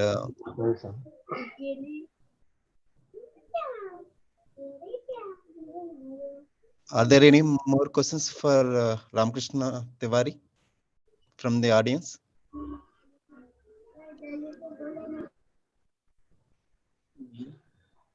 Okay.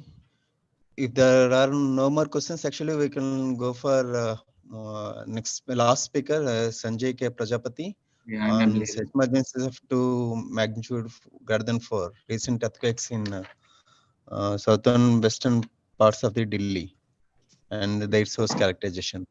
Are there any questions?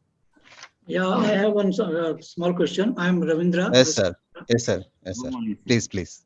The question is, the northeastern Rajasthan extending up to Delhi, it has got a lot of structural elements pointing towards northeast southwest direction. Yes, sir. Yes. So once you say that this earthquake is because of some lineaments, which lineament exactly you are referring? Is it Sona, Albert Sona lineament? No. So Sona is little bit towards east, sir.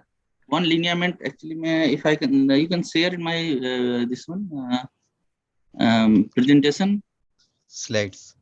Sir, one northwest. There actually, sir, the GSI has mapped several lineaments. So the both earthquakes, one occurred in the upper terminal of the lineaments, and the second earthquake, which is occurred in December, in the another terminal of that lineament. So this possibly the costive lineament, and because no earthquake has been reported so far in the past, last 20 years data we have seen, sir.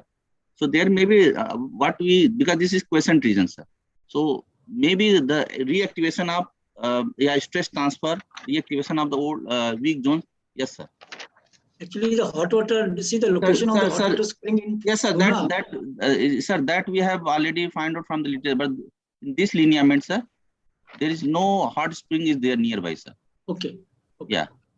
So very clear lineament showing, and you can see the below figure also.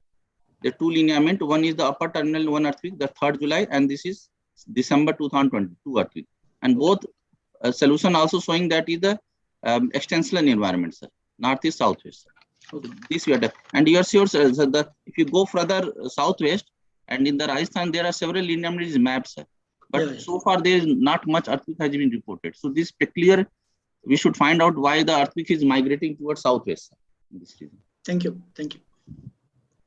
Thank you. Thank you, Prajapati.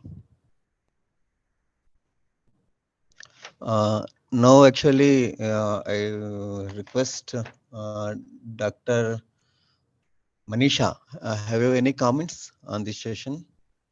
And then after then, Dr. Robin Das to report what is the total in few comments.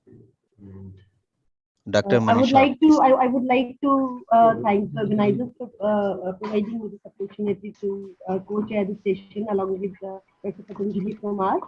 And in the session, we really find a very big spectrum of the speakers with a great range of the wide range of the research work which different presenters have presented, and really a great session.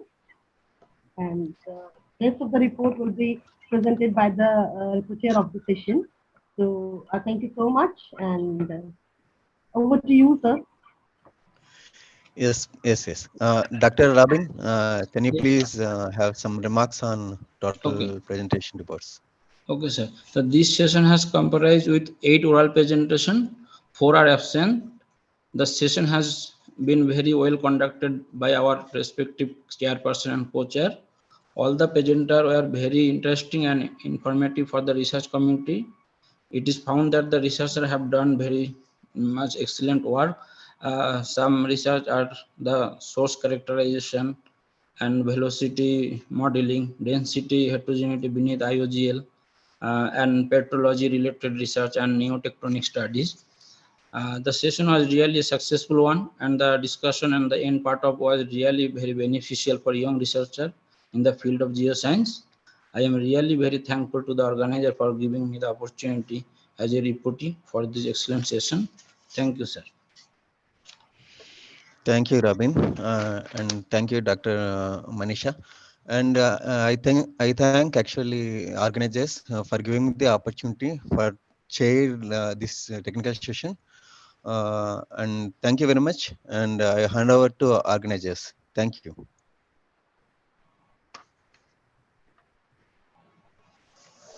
Yeah, thank you. Thank you for nicely organizing this session and ending again on schedule. So we are very much thankful to the chairperson, as well as the co-chairperson and the rapporteur of the program to have conducted the program in accordance with the norms and in accordance with the tradition trends of the Indian Geophysical Union.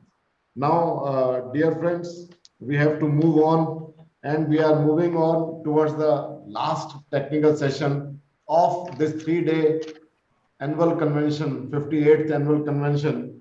And for this, the last technical session, especially on the groundwater and mineral exploration, I would like to invite Professor Rajan Prasad. Good morning, sir. I can see you. Yes, good morning. We request you on behalf of IGU to guide us through this session as the chairperson of the session. We also would like to request Professor Ram Raj Mathurji. Yeah, you are also there, sir, with us to be there with us during this session and give your very important, pertinent suggestions in the course of deliberations during this session.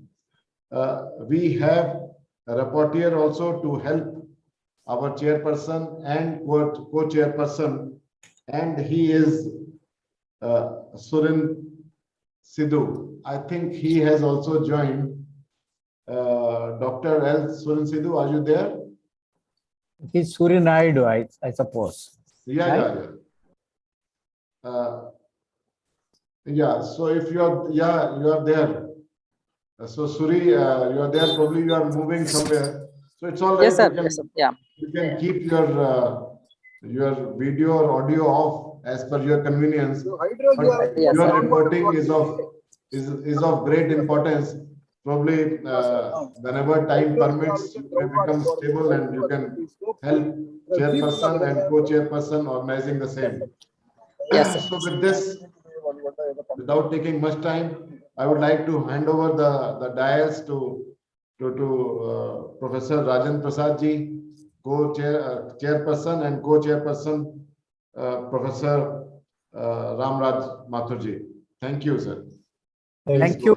Thank you, Professor Walia, for really giving us this task. And then we thank you and the IGU for this responsibility given to us. And we thank the entire members of the IGU also on this occasion.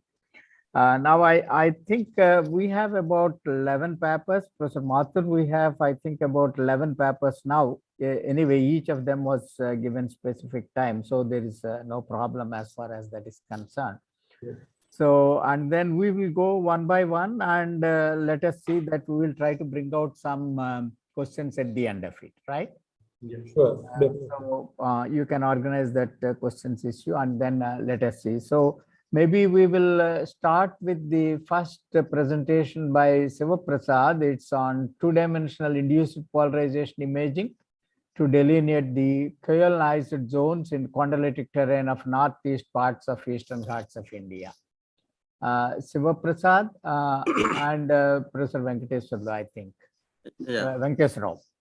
Sir, am I audible? Yeah, sure. I only request the participants to adhere to the timing. Yeah, true. Not Correct. to go beyond the timing. Thank you. Yes, sir. Okay, Thank sir. you. Thank you, Professor Mathur. Yeah. Okay. So this is, I think this presentation is about 15 minutes, if I am not wrong. Yeah, right.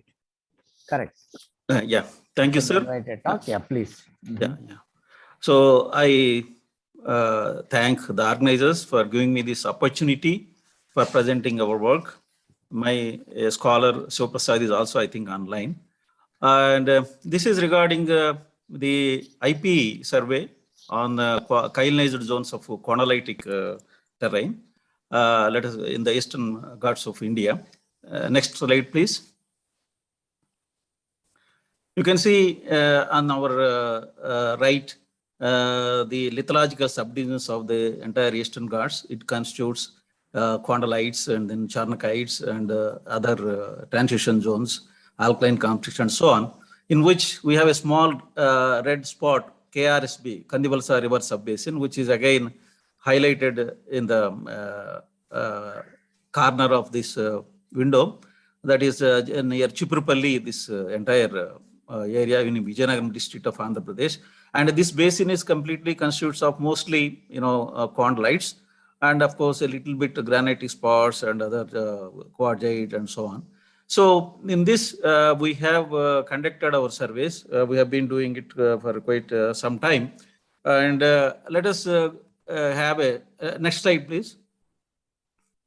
Yeah, let us try to understand the various concepts that are given by our elders, starting from Fermer and then Prabhakar Rao, Krishna Rao, and then these are the regarding the geology, its origin. Basically, the chondrites are sedimentary in origin, but they got metamorphosed and became hard rocks. And then in a due course of time, they got it weathered and fractured also, because the tectonics also are applying. It is the Eastern Ghats mobile belt. So the typical chondritic rock consisting of sillimanites, garnets, feldspars, and the quartz. When these minerals are got weathered, it produces something like a kyanite. And probably the first time the Mahadevan, the legendary figure in our geology, was the first scientist to postulate hydrological concept of this region, and has pointed out that due to the action of water, the chondrites are altered in two different manners. On the surface, the rock changes into a lateritic soil. Then in the subsurface formation, when acted upon by the water, alters itself into the kyanite. That is what the kyanization is there in almost every part of this chondritic terrain. Next slide, please. Yeah, Sharma, our guru to our hydrological sciences, has conceived 4-layer system in the chondritic. That is the top soil zone underlined by some talus zone, particularly in foothill areas, which again in turn into underlined by a weathered kyanized portion.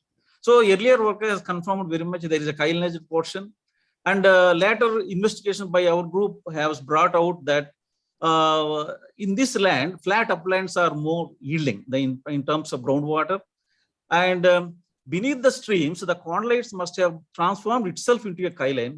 It is a kyanization more beneath the streams, and then when the water is flowing as towards the mainstream, in the flat uplands, it is getting accumulated, because beneath the streams, it is almost like a dike-like thing. The kyanite is obstructing. So this kyanite is acting as a barrier, evidently preventing lateral movement of groundwater towards the stream. So near the streams, the wells are low yielding. It is noticed that as the weather depth increases, there is a greater chance for the formation to divide of water. The more and more kyanization occurs, the less and less water it comes. Survey of failed wells in certain areas of chondrite terrain has revealed a strong relationship between the failure of well and then kyanization of the certain pockets. So particularly in certain pockets, the kyanization is more. Normally in earlier days in 80s and 90s, we have had only a small resistivity meter. We used to conduct soundings and then interpret the sounding and then drill the well and so on and so forth. But some of these things, sometimes we used to mislead with the sounding curves, because they are giving the same kind of picture, whether it's a high yielding or low yielding. So then to resolve this, we have conducted 2D resistivity, 3D resistivity, IP, so many things. In this case, we are presenting only IP and on. Next slide, please. So next slide. Yeah, this is the concept what we try to put forth before you. You can see the weathered and fractured chondrite is there, and also kyanized portion above it. This kyanized portion is varying in thickness. At some places it is very large, at some places very small, and then there the weathered portion is more. Suppose if your well happens to fall on this large kyanized thickness, no yield, very less yield rather. And if you fall in a fractured portion with a little kyanized thickness, then the well yield is more. This is the conceptual model. Next slide, please. This is in field where if you see the white is portion there, garnets are also there. It's a part of the chondrites formation. So when you are drilling, actually sometimes it is very difficult to drill when it is fully kyanized. The drill bit got stuck in the hole. That is how the kyanite behaves. Next one. Next slide, please. Yeah, this is what I was telling. I have selected 3 places. One is at Sivaram near the road. Another one is Sivaram near the stream. Another one is Kondasammam. These are the villages. These are the pairs of wells. With very little distance, one well is got no yield, another well got a high yield. But almost you can see it 1D raised to the soundings, you get a similar kind of interpretation. So to resolve this, we have gone for this kind of various kinds of survey. One among them is this IP survey. Next one, next slide, please. Yeah, just for a recap to our textbook knowledge, you can see the IP, how the phenomena occurs. You can see in the top right portion, the right-hand corner, the ore body, suppose if it is there, when we apply a current, that is a full line is applying our current, normally plus minus develops to the ore body. And when switch off your current, then the dotted line that acts as a battery, and that's how the residual current will act. In a graphical form below, you can see this applied current is VP, and then residual voltage, that is when you switch off the residual voltage, the VT, then you simply you can show in the form of a curve. So VT by VP is known as chargeability in IP survey. And in some systems, the decay is registered over a length of time. Then it is millivolts seconds per volts. So the chargeability can be expressed in milliseconds and so on. Next slide, please. Yeah, this is to show that the membrane, there are many kinds of polarization type thing.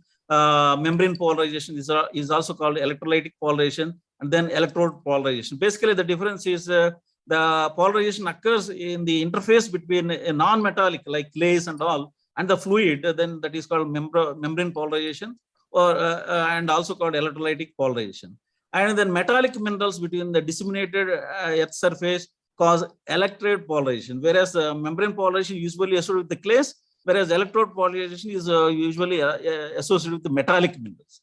So in contrast, electrode polarization is produced because of conductive minerals in the host rocks, where the electric current flows in partially electrolytic and partially electronic. So there are 2 or 3 phenomena there, and they try to produce this polarization and then try to give the residual current. Next one, please. Next slide. There are many people earlier, they have conducted this survey, IP survey. So basically, as alteration of rock by the weathering of alumina silicate minerals, feldspars, mica, or other clay minerals lead to the formation of kaolin in the subsurface. Basically, under humid and subtropical conditions, kaolinization is strongly manifested in the formation of kaolin as a result of weathering in granites and other almost all feldspathic rocks. In this process, finely flanked alumina-rich mica is initially formed from the feldspar. So that is how kaolinization formation is there. And when this clay formation is there, there is a polarizability. So for this clay and associated minerals, one can apply successfully these IP surveys. There are many other workers, as you can see. The dependence of polarizability of soils favor the application of IP method. So Telford and Sharif and many others, Slater, they have given their opinions. The electrode polarization is greater than the membrane polarization depending on the presence of metal minerals and rocks. Okay, of course, resistivity surveys is more popular in groundwater investigation, but sometimes, what will happen, for example, in a sandy sedimentary formation, a low resistivity anomaly can be caused either by an increase in ion content in the water formation or a higher clay content. So that time the resistivity may a little bit difficult to interpret, but the chargeability of the formation can be distinguished, such as low resistivity anomalies and so on. Okay, the IP method is not to determine the type of rock, but this method is used to know the amount of conductive minerals. So from found in the rock. So the presence of clay interacting with groundwater may induce IP effect and minimize the resistivity. The impact of clay decreases the resistivity value and increase the value of chargeability. This is the concept on which we have tried to map the chargeability 2D imaging. The next one. This is what the instrumentation used. This is the ABM's terameter SAS 1000, a multi-electrode 2-dimensional. We can do it signal averaging system. We have very closely failed well and successful, hardly around 150 meters apart. There are 48 electrodes, 3 into 16. using Vennerson budget configuration. And you can see we can measure in a time, over a period of time, we have measured this thing, the voltage. And of course, these are all known things. I need not do in the imaging system how we take measurements. The next slide, please. Yeah, this is at a Sivaram village near the road. There is a upper figure is the for the successful upper images for successful one. This is a chargeability. You can see where success well is located. There the chargeability is around 3.58 milliseconds. And in just around 150 meters, we have another failed well. You can see the clay mineral dominance is there. And you can see the chargeability is of the order of around 40 meters, 0.3 milliseconds like that. So this is the difference. The more the chylonization, the chargeability is coming less. And if it is relatively weathered and not so much chylonized, chargeability is somewhat medium. And if it is for the higher basement rock, chargeability is coming more. Okay, next one. Next slide. Yeah, this is another pair of Sivaram village near the stream. Actually, here the upper surface is very disturbing because quartzite rock is on the surface. That's why the error came very large, and that's why distinction became very less. But even still, here also, and the chargeability in the success well, where it has penetrated through the fractured zones, it has a little bit more compared to the failed well, less, mostly dominated by clay mineral dominance. Then we go to the next pair, please. Next pair. Yeah, this is a Kondasambam village. You can see here clearly the error is very less, and inversion is very good. So the chargeability at the success well, where this formation is weathered only, not so much chylonized, it is around 1.43 to 2.63. It is coming. Whereas for failed well, the chargeability is of the order of around 0.235 or something like that. So now with these three things, we can compare. Next slide, please. Next slide, please. These are the depth range and chargeability values at all the success wells. If you just look at closely, because in the map, a little bit approximate, we have measured it. And in the first well, Sivaram village near the success well, Sivaram village near the road, success well, weathered rock saturated with water, chargeability 3.58. And because as I said, there is a lot of error in the second pair. So that, but definitely in the second pair also, weathered rock with saturated water is more than 1.07 chargeability. Where you can see in the Kondasambam village, weathered rock with saturated water, that is 2.63 to 3.73. So the upper layer, when you compare to upper layers, chylonized layers, chargeability is around 0.33 to somewhere around 0.16 like that. That means chargeability is less in the highly weathered chondritic formation, which has become chylonized, whereas the chargeability is medium, that is around 2.63 to 3.7, something like that. But when it goes to basement rock, it is much higher, even going up to 6.1, 6 point something. So you can see the more weathering may become chylonized, means chargeability is less.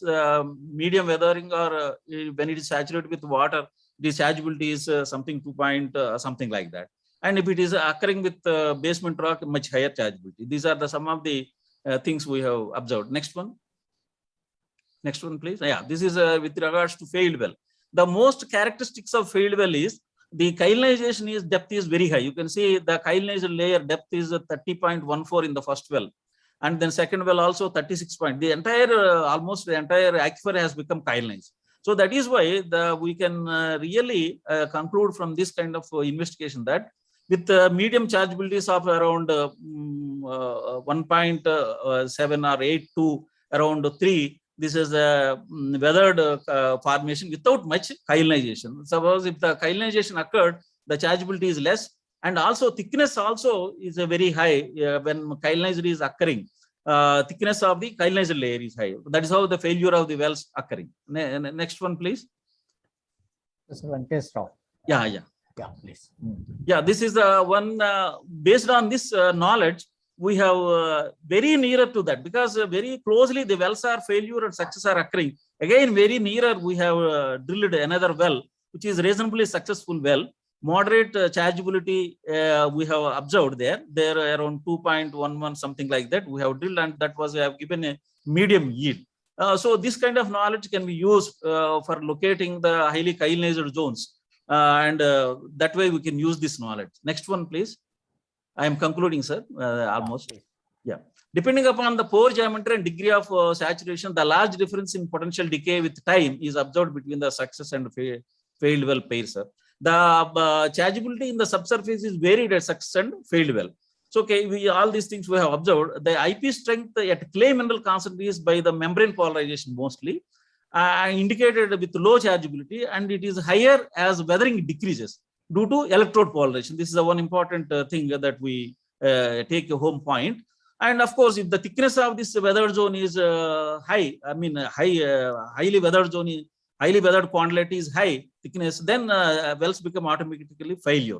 And the aquifer thickness is more, that is between the chargeability of around 2.63 to 3.8, and the thickness of that weathered fractured zone, that is a success value is there. So these are my conclusions, sir. Thank you. Thank you very much, Professor Venkateswara. It's a wonderful talk, and then I think you brought out real good new concepts. I think we'll try to have the discussions at the end, as the organizers have designed it that way, and that's a good thing. And only one thing that a special request for all the presenters is be there till the end of the session, so that you see when there are some questions, you can take it up. That's one thing. And second thing is, please try to stick to your time. I am sorry, only 5 minutes is given. We know it's too short a time, but I think please kindly focus on the results and then the accomplishments in your work. That would be nice. So can we now go ahead with Hem Sundar on the estimation of magnetization direction using deep learning? Sorry to interrupt, sir, but that presentation is not there. We have to move on to the next. Okay, yeah, that's fine. So then we would like to have the next presentation on Professor Dr. Mohanty. It's assessment of water quality, heavy metals, and hydrochemical studies in coal mining region. It's in Jharkhand.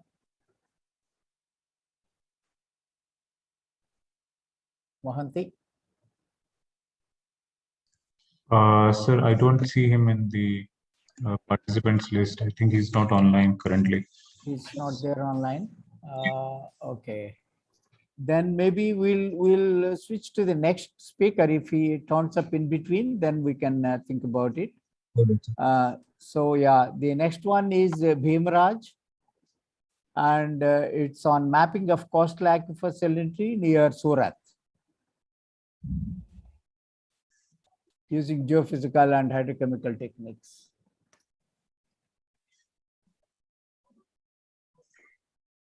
Bhimaraj, Lohit Kumar, Subhash Chandra. Subhash might have been there. Yes, sir. Good morning, sir. Morning. Yeah. Good afternoon. Good morning to all. Yeah, we can hear you. Please go ahead. I'm presenting my work on mapping of coastal aquifers near Surat city, Gujarat, employing ground geophysical and hydrochemical methods. Next slide, please. What are the problems? Coming to the problems in the coastal regions due to the rapid increase in population, agriculture practices, and rapid growth in industrialization. So the demands and supply for the groundwater has been increased, and this is causing the most stress on the groundwater. If you see for the last five decades, we see the surface water withdrawals and the groundwater withdrawals. More than 85% of the groundwater or surface water is used for the agriculture purpose. So this concludes that intensive agriculture is the main problem concerned in the coastal regions. So the groundwater levels in the most coastal aquifers of the countries below the is lower than the sea level. This causes the reversal of hydraulic gradient and induces the seawater to the aquifers. And coming to my study area, Surat is located on the western part, close to the Arabian Sea, on the banks of the river Tapi in the state of Gujarat. And the population in the city has been increased 4%, and it is stated as the fourth developing country in the world. And coming to groundwater analysis, we have collected 43 samples in the month of February and July 2019 for groundwater analysis.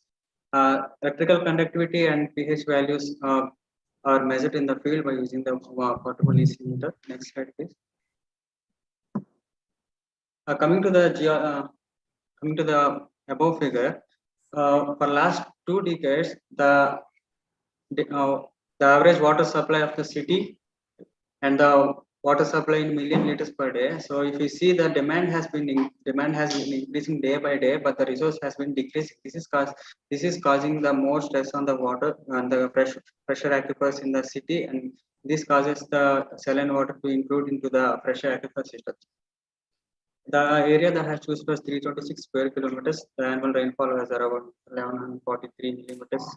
And coming to the geology, the major formations exposed in the area was Deccan Trap basalts with dikes and tertiary formation exposed in the eastern part, extreme eastern part of the study area. And coming to the western part, it was mostly covered with alluvium tidal flat deposits. So coming to the aquifers in the eastern part of the city was formed mainly due to the fractured and weathered basalts, and in the western part it was mostly with the alluvium.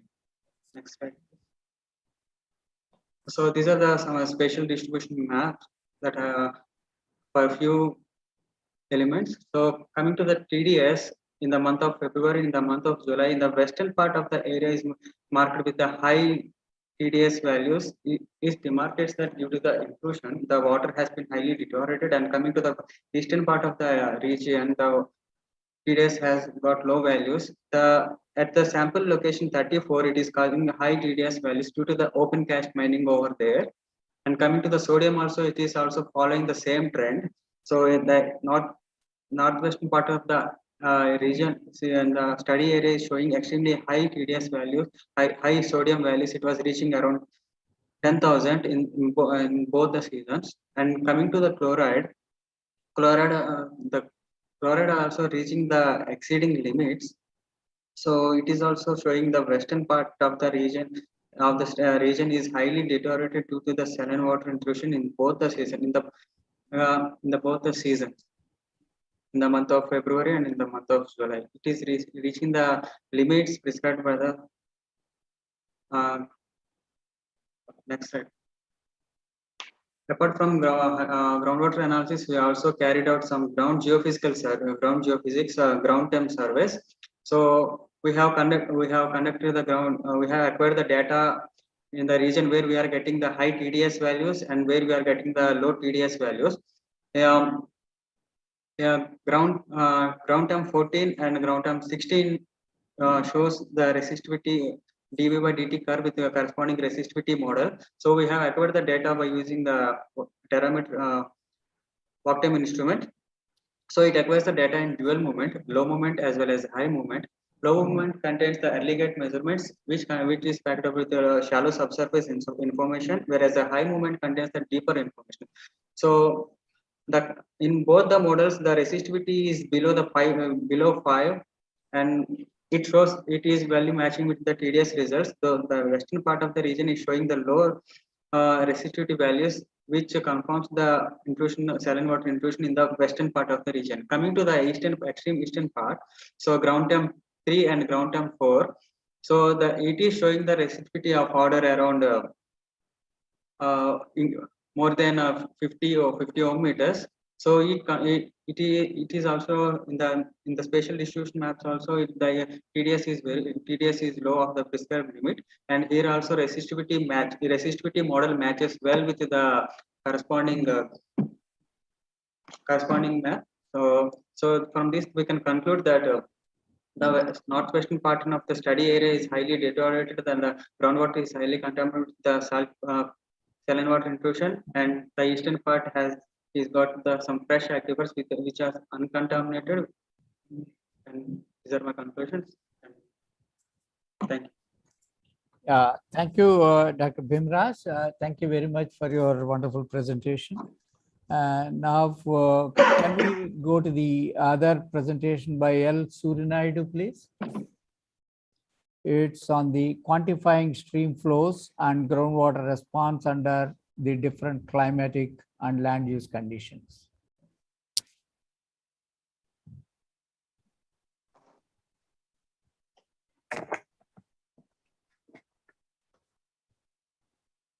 Good afternoon to everybody. Sir, can you able to hear me? Yeah, sure. A little louder is fine, but that's good. Yes. Myself, Suri Naidu, I'm going to present on quantifying stream flows and groundwater response with respect to different climate and land use scenarios. As we all know, the hydrological scenario is quietly impacting by extensive land use transformation and climate change or climate variability, which requires quantification of these influences at water basin scale or regional scale or local scale hydrological impacts. So I'm going to present a case study which is located in Andhra Pradesh and Orissa, basin name called Nagavali River Basin. Here I try to quantify these impacts on overall regional scale hydrological process. Next slide, please. So quantification of these land use climate variability is highly difficult task. Fortunately, there are many numerical models or analytical models are available to quantify it. Generally, locally, nationally or internationally, there are different models are utilizing so far to quantify impacts, whether it is surface water, whether it is groundwater. Groundwater is treating as a component and surface water is treating as a separate component. These components are frequently interact with each other and impacts hydrological process with other hydrological process. Like if stream flows are reducing, that may be because of rainfall or other surface water development aspects, or another factor, if a massive groundwater exploration is taking place, that also may cause reduction of base flows, and finally it may reduce the stream flows as well. So in the same way, the reduction in surface water flows may reduce the recharge components, and groundwater component may impact. Here, these interlinking process is neglected so far. Here, I try to integrate those two components by taking SWAT and MARFlow integration. These map, if you could able to see the grid represents the groundwater flow process modeling, which is dealt by MARFlow, and other the white lines, which indicates the subbasins within the Nagavali River Basin. I divided the whole basin into 23 subbasins, and the calibration was done at the outlet of the entire subbasin. From I think I consider here about 3 decades hydrological data, and if you can clearly see that the subsurface hydrogeology is mostly dominant by condylite and gneisses in the Nagavali River Basin. Here, the surface water, you can say the surface water component, the resolution is about 23 subcatchments, whereas in the groundwater process and groundwater component simulation was considered at 1 square kilometer resolution. So whatever hydrological budget was generated at each subbasin, it automatically transferred to the subsurface component, which is dealt by groundwater flow, groundwater modeling code. Next slide, please. So here, the basic data which I used from 1985 to 2016, land use maps were utilized. You can see the land use is transforming year by year. When you see the time series land use, the forest land has decreased about 12% from 1985 to 2016. At the same time, the cropping, intensification of the cropping and expansion of the cropping area has increased about 5.6% over the time. So these components need to be very well understand for the better water resource management and better water for the production of the drinking water as well as irrigation water requirements in any catchment or any basin scale. Here, what I did, I implemented time series land use in surface water model component to generate the stream flows and the recharge components from the surface water process, and that recharge automatically it was converted to reach the groundwater component, which is into the MARFlow. Then next slide, please. So now here, in the past, surface water model is calibrated separately and groundwater model is calibrated separately. And in these interlinking process was not considered properly, so that we used to get a less calibration when it, especially in the case of less data available or data scarce regions. Here, what I have done, SWAT Marflow together I calibrated, where I got much reliable calibration, much improved calibration when I coupled surface water component with groundwater component, which you can see R square is increased from 0.4 to 0.7 when I coupled surface water component with groundwater, whereas individual component, when I go for individual component like surface water component is separated for the calibration. In that case, I only got less calibration. So after calibration of these models in a coupled way, then I validated the model. Then models are very well validated. You can see the R square is 0.7 and surface coefficient is 0.69. So the models are treated is very well calibrated. Then if you see the right side bottom figure, which is computed groundwater contours by SWAT Marflow. Here it's a different thing, because generally these contours are groundwater components used to be computed by a groundwater model alone. Here these contours were generated in a coupled manner. Coupling here, due to lack of time, I am not able to give much details about the coupling process, but surface water component in tight with groundwater. So both processes will solve simultaneously, and the fluids, you can say here fluid means groundwater, water can exchange between the groundwater and surface water. Groundwater component dealt with every square kilometer scale, whereas the surface water component at subcatchment or HRU level.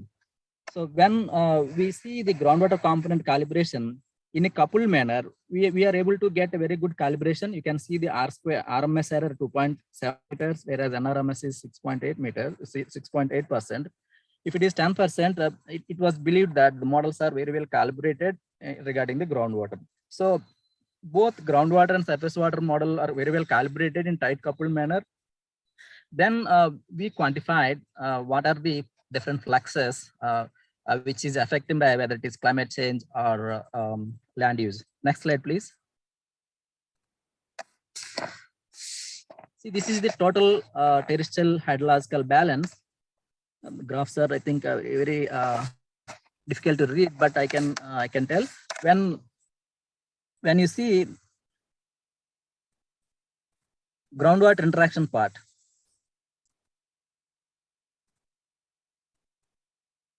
Thanks for that.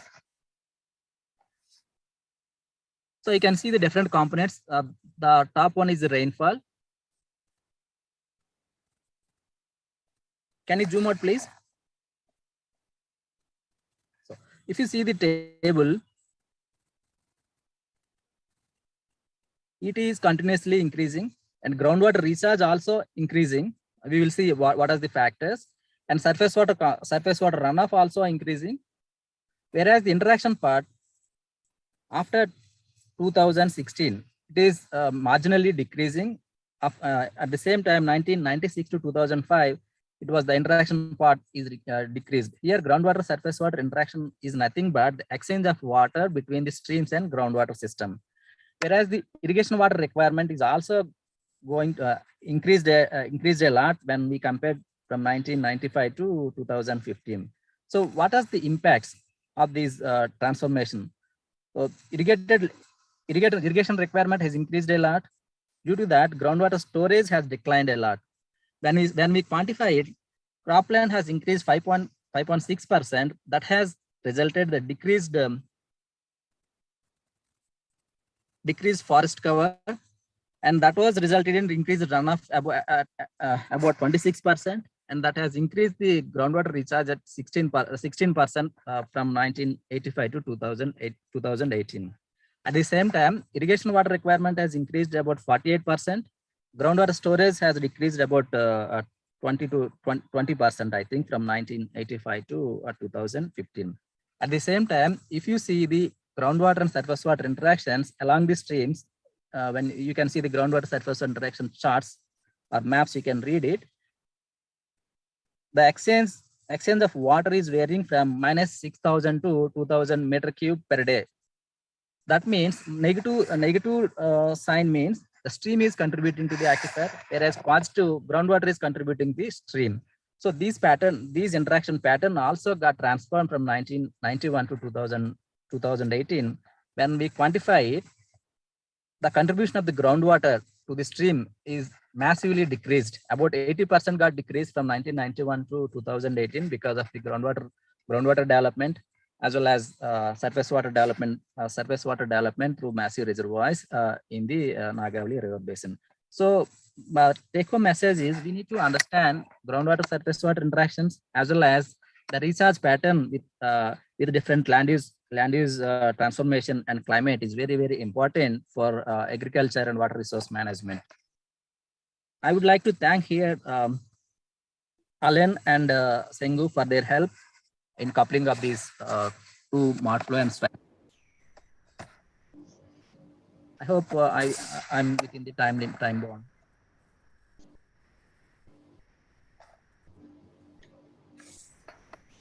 Naidu, it's a very good effort that you have used two different modules, SWAP and mud flow, to couple the surface water and the groundwater, and then come down to a better realistic picture.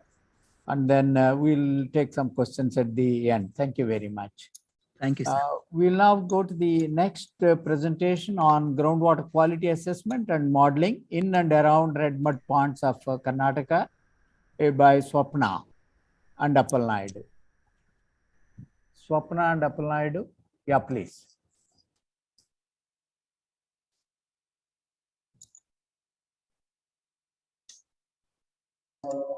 Sir, I saw Swapna like 5 minutes ago in the participants list, but she's not there currently. She's not there now, and maybe Appalnaidu is also not present. Okay, so then we'll switch over to the next one. If they turn up, we will take it up. The next presentation is by capturing groundwater disaster with time variability of the representative parameters by Seema Begum and Salim Muhammad and Tanvi. Yes, sir. Am I audible? Yeah, sure. Please. Okay, my presentation already there. Oh, okay. So, good afternoon to everyone. I am Seema Begum, DST Inspire Fellow, doing PhD from CSR. Seema Begum, once you can switch on your video once, and then that should be fine. Okay, please. sir.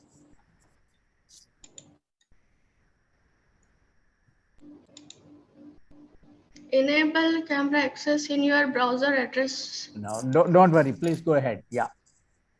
Okay, sorry, sir. Yeah. That's okay. I'm Seema Begum, DST Inspire Fellow, doing PhD from CSR National Geophysical Research Institute, Hyderabad, and I'm very thankful to IGU for the Ali Talwani Memorial Grant for Women Researcher Award of the year 2021. And I'm apologizing, I won't be able to attend the inauguration program on 22nd February due to device connectivity problems. Now, today's my topic of the presentation is capturing groundwater disaster with time variability of the representative parameter. Next slide, please. Groundwater is the most important natural resource used for drinking by many people around the world, especially in arid and semi-arid areas. The resource cannot be optimally used and sustained unless the quality of groundwater is assessed. So the understanding the spatial and temporal variation of groundwater quality is a crucial aspect for applying the optimal management of groundwater resources. Hence, the geostatics focuses on the spatial and temporal varying phenomena that can be considered as a collection of numerical techniques dealing with the description of spatial properties. So, previous studies reported the spatial relationship of groundwater quality parameters at the spatial distances. In this study, the spatial correlation of groundwater quality parameter EC, that is electrical conductivity, for Mathura district is used for analysis. EC is one of the most important physiochemical parameter used to analyze the groundwater quality. This electrical conductivity represents the ability of water to conduct the electric current. Higher EC indicate the enrichment of the salts in the water. The EC samples for 65 locations were collected from groundwater hand pumps from different parts of Mathura district. The distribution of this EC is represented in figure 1 for pre and post monsoon for 3 years 2016, 17 and 18.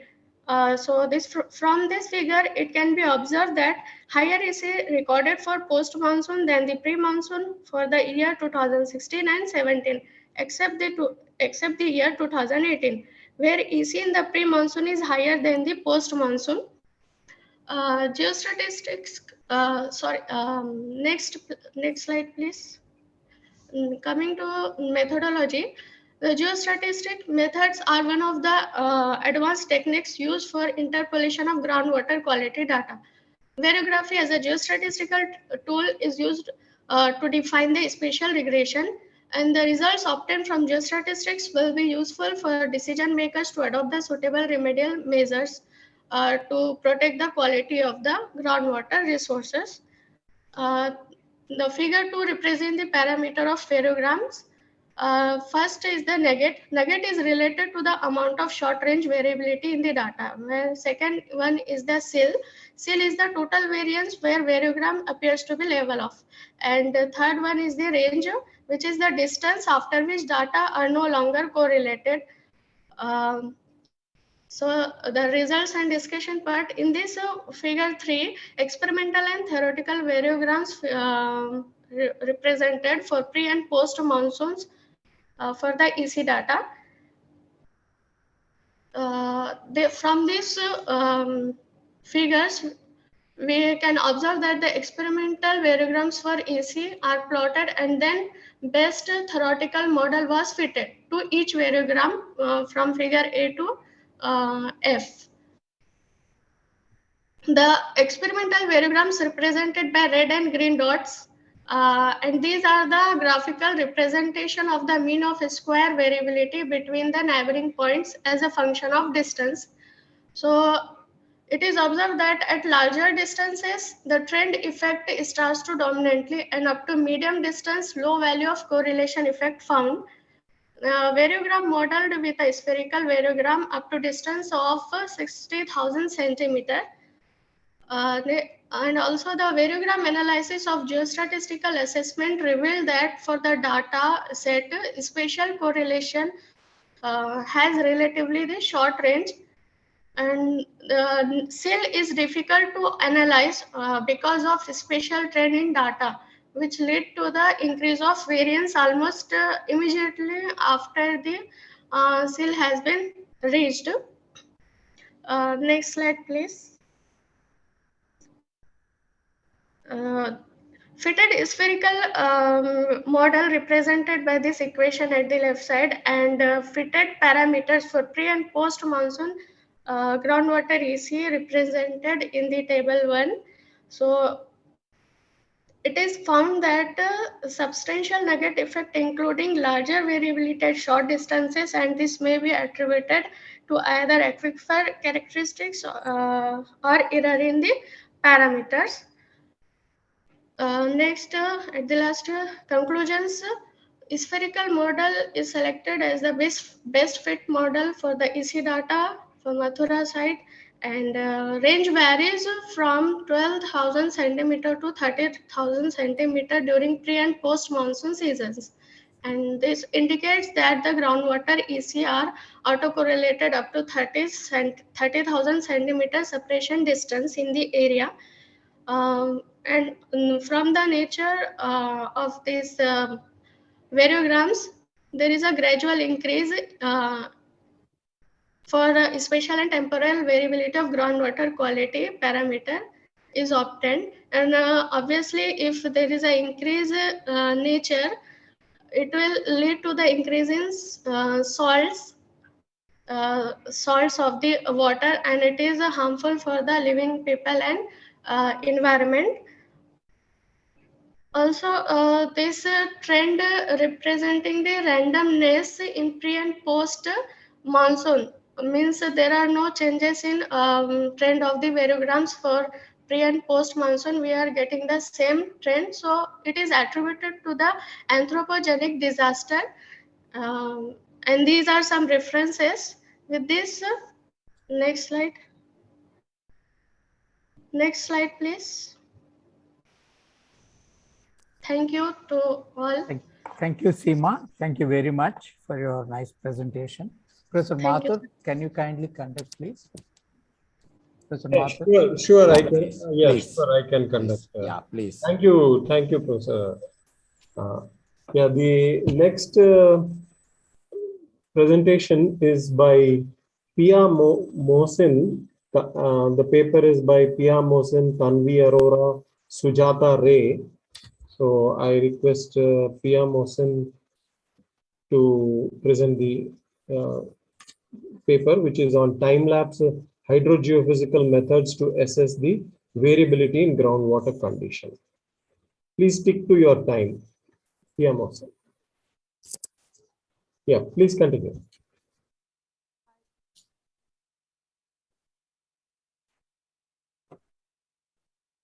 Ms. Mohsin, we can't hear your voice. We can see your face, but we can't hear your voice. You are unmuted, but the mic is something is wrong with your mic. We still can't hear you. Just a moment. Yeah, we can hear you now. We can hear you now. Wait a minute. Sorry, We can hear you. We can hear you now. Oh, Yeah. you can hear me now. Kindly increase your volume. More, yeah. It's fine now. Please continue. Fine, right? Yeah, please continue. Yeah. Good noon, everyone and all attending the presentation. I'm here to present the study on time-lapse hydrogeological method assessment and variability in groundwater condition. Okay, next slide. Sorry, next slide. So during the current scenario of climate change, the dependency on groundwater increased across all the sector of human society. And the demand of fresh water is leading to overexploitation of the groundwater resource around the globe. This overexploitation is resulted in depletion of groundwater level as well as quality, and this problem is predicted to deepen in the coming decades. So managed aquifer recharge is one of the way to fuse this issue of degrading groundwater level as well as quality. But in order to get a positive impact on groundwater resource from managed aquifer recharge, a proper characterization of local aquifers is very important. So coming to the objective of my study, the study is conducted to delineate the subsurface and identify different layers of local aquifer system, and to understand how the seasonal change affects the natural recharge and discharge property of the geological layers. Next slide, please. So the study is conducted in Nanur block of Birbhum district in West Bengal. The study area is located in the north of the lower Ajay River basin. The hydrogeological parameter of the aquifer of this location is characterized by thick unconsolidated formation of old to recent tertiary upper tertiary to lower quaternary groups with a moderate yield of 70 to 180 cubic meter per hour. Here, the vertical sounding has been conducted in 7 different locations as shown in the image, which covers around 4 kilometers square. We used Schlumberger electrode configuration using direct current resistivity meter.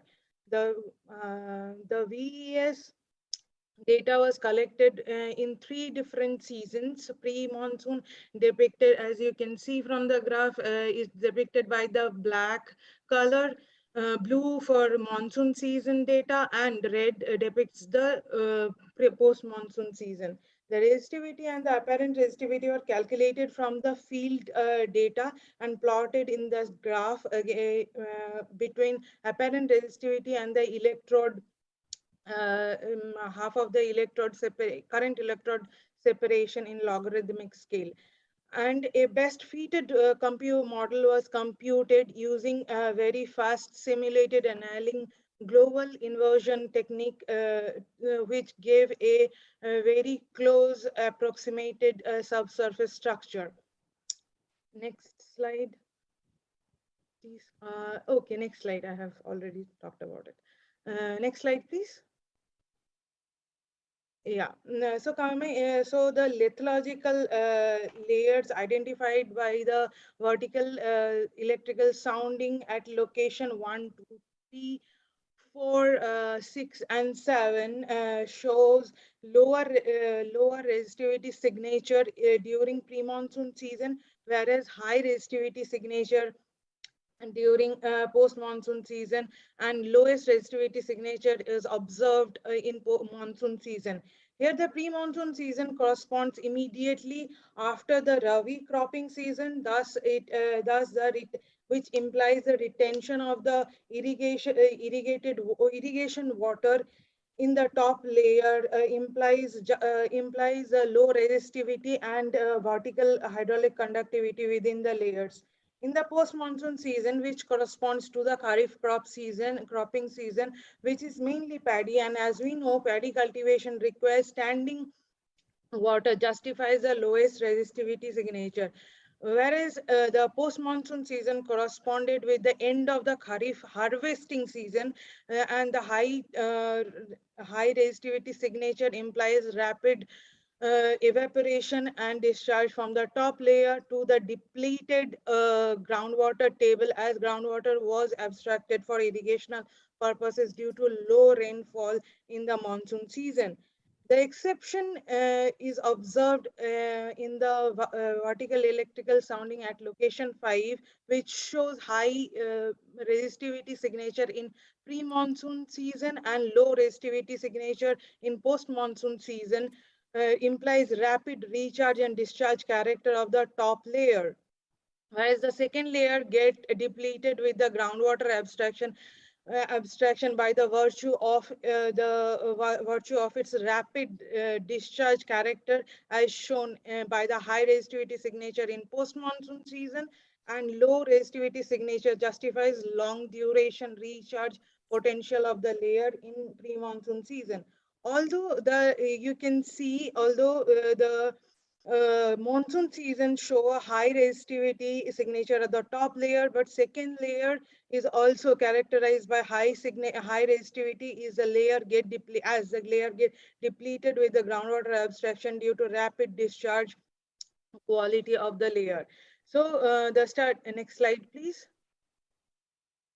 So concluding the study concluded that there is a variation in the lithological layers of local at a very local scale in the local aquifer system, and the study also showed that the seasonal variation is observed and in the behavior of the lithological layers. The survey shows that the top layer of the layer shows that the top layer of the location, all the locations except 5, is not very conducive for fast infiltration rate, thus hinder the natural recharge and runoff increases. The second layer, due to its rapid discharge property, get depleted easily as groundwater is being pumped out and used for irrigation. And lastly, the top layer of location 5 is favorable for fast natural recharge, but the aquifer system, but the aquifer thickness is very less in the location 5. So thank you. I'm very much thankful to IGU for giving me this platform to present the work. Thank you, Ms. Pia Mohsin. Thank you for your presentation. It was a very good presentation, especially to solve some socio-economic problems in this country. Yeah. We move to the next presentation. Ms. Pia Mohsin, I would like to tell you that please be online till the end of the session because we have discussions at the end. The next presentation is by Shekhar Moore. And he is presenting the presentation, which is geochemical evaluation and health risk assessment of fluoride and nitrate in groundwater and surface water at Yadadri, Nagar district, Telangana. Please, Mr. Shekhar.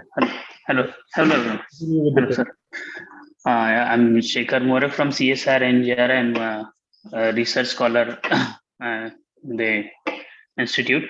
My topic is geochemical evaluation and health risk assessment of fluoride and nitrate in the groundwater and surface water of Yadadri Bhuvnagiri district of Telangana.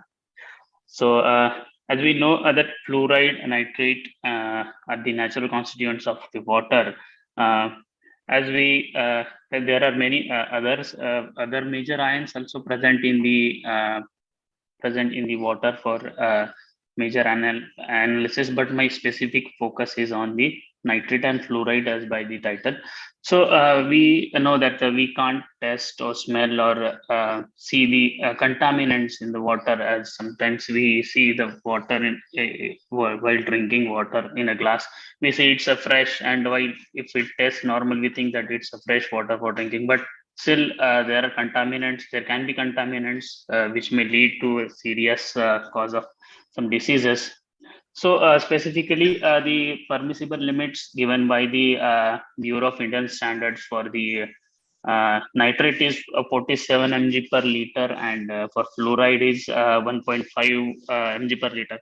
Actually, for fluoride, they have given a certain range that is between the 1 to 1.5 is the permissible and acceptable limits given by the BIS. The ingestion of such high concentrated of nitrate can cause a very common disease we all know, that is the blue baby syndrome. And similarly, fluoride can cause skeletal fluorosis, that is if it is excessive. If it is I already mentioned that if it is below 1, then it will cause dental caries. So coming to the study area, the study area is of 250 kilometers square, which is to the east of the Hyderabad city, about 30 kilometers away from the Hyderabad city, which is situated in the Yadadri Bhuvnagiri district of Telangana state. Then in the same figure, I have also even given the geology map of the study area. The investigated area lies in the hard rock terrain of the northern part of the Dharwar, eastern Dharwar town actually. The rocks of this are impermeable and impervious or impermeable. Then these are the sample locations I have taken, and the quartz vein, granite gneiss, and intrusives are also being marked in those. Next, please. Yeah, the methodology, obviously for sampling, we have followed the standard procedure for sampling. 47 samples were collected from both the seasons, pre-monsoon and post-monsoon seasons.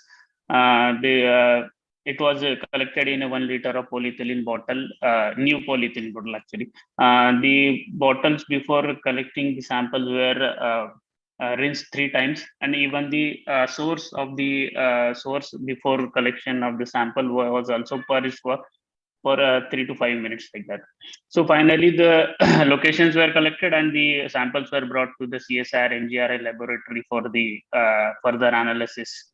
So the analysis was carried out by following the American Public Health Association standard procedures. Specifically nitrate and fluoride were analyzed using the spectrophotometer that is available in the laboratory. So these are some of the results I have shown here is nitrate and fluoride for both the seasons, pre-monsoon and post-monsoon. So the samples here have presented based on the groundwater and surface water like that. As you can see, in the pre-monsoon season, the nitrate is ranging from 8.26 to maximum of 394.5, similarly like that. Just by observing the values, you can see that post-monsoon season seems to have higher values than the pre-monsoon season. That is because due to the weathering mineral dissolution. Then here you can see the spatial distribution map I have prepared for the pre and post monsoon seasons combiningly for the groundwater and surface water samples. So I have divided them into three, as I have already mentioned. So the green color indicating that is the best fit water for drinking, and the yellow color which is less than the permissible limit, and red one is the more than the permissible limit. And as you can see, there are most of the samples which are having the permissible, which are not in the permissible limit. Then in the below two maps, you can see nitrate for both seasons, pre-monsoon and post-monsoon. So here I have already mentioned that 45 is the permissible limit. So I have divided them into two categories only: 40, more than 45 and less than 45, like that. So here are also the results. Okay, next please. Hello. Can you go to next slide, please? Yeah. So Gibbs plot. We all know that this is the one of the efficient in knowing the chemistry. I mean, the chemistry of the groundwater is controlled by which factors, like there we divide this into evaporation dominance, rock dominance, and precipitation dominance. So most of our samples are falling in the rock dominance, as you can see. So we can say that even for pre-monsoon and post-monsoon season both. So some of the samples are seen to be in the evaporation dominance. That is due to the increase in sodium and an inferable increase in TDS. Then we have also done the principal component analysis, which is one of the most what we can say, which is one of the convenient in knowing the origin of the contaminants in the sample, water sample especially. So this we have plotted using the SPSS software. As you can see, there are there is a high positive loading on the fluoride, which is indicating that the sources of geogenic, that is the reason for getting the contamination in the water. And if you are seeing the nitrate in the figures, all of the figure, if you see, there is a negative loading indicating the anthropogenic activities to get the reason for the contamination. Next. Yeah, we have also done the health risk assessment, which is given by the United States Environmental Protection Agency. And following those standards, we have calculated the health risk for various age groups. Like as you can see in the left column, the age groups from starting from the 6 to 12 months till 65 years and more than that. So for fluoride and nitrate both we have calculated, and the results just by seeing the table you can understand easily that the ingestion and dermal, there are two specifically we have carried out for ingestion and dermal. Ingestion means the drinking through the drinking, and dermal is the skin contact that causes. So in the ingestion, you can see 6 to 12 months, I mean the childrens are morely affected as compared to the adults, as just by observing the tables.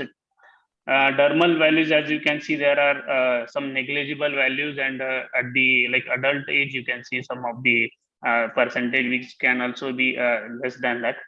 So this is what we have concluded, that the HQY values, that is hazard quotient via ingestion, had higher chronic hazard than the dermal pathway. Especially for 6 to 12 months of children have higher chronic hazard. That is one. That is the permissible limit given by the US EPA.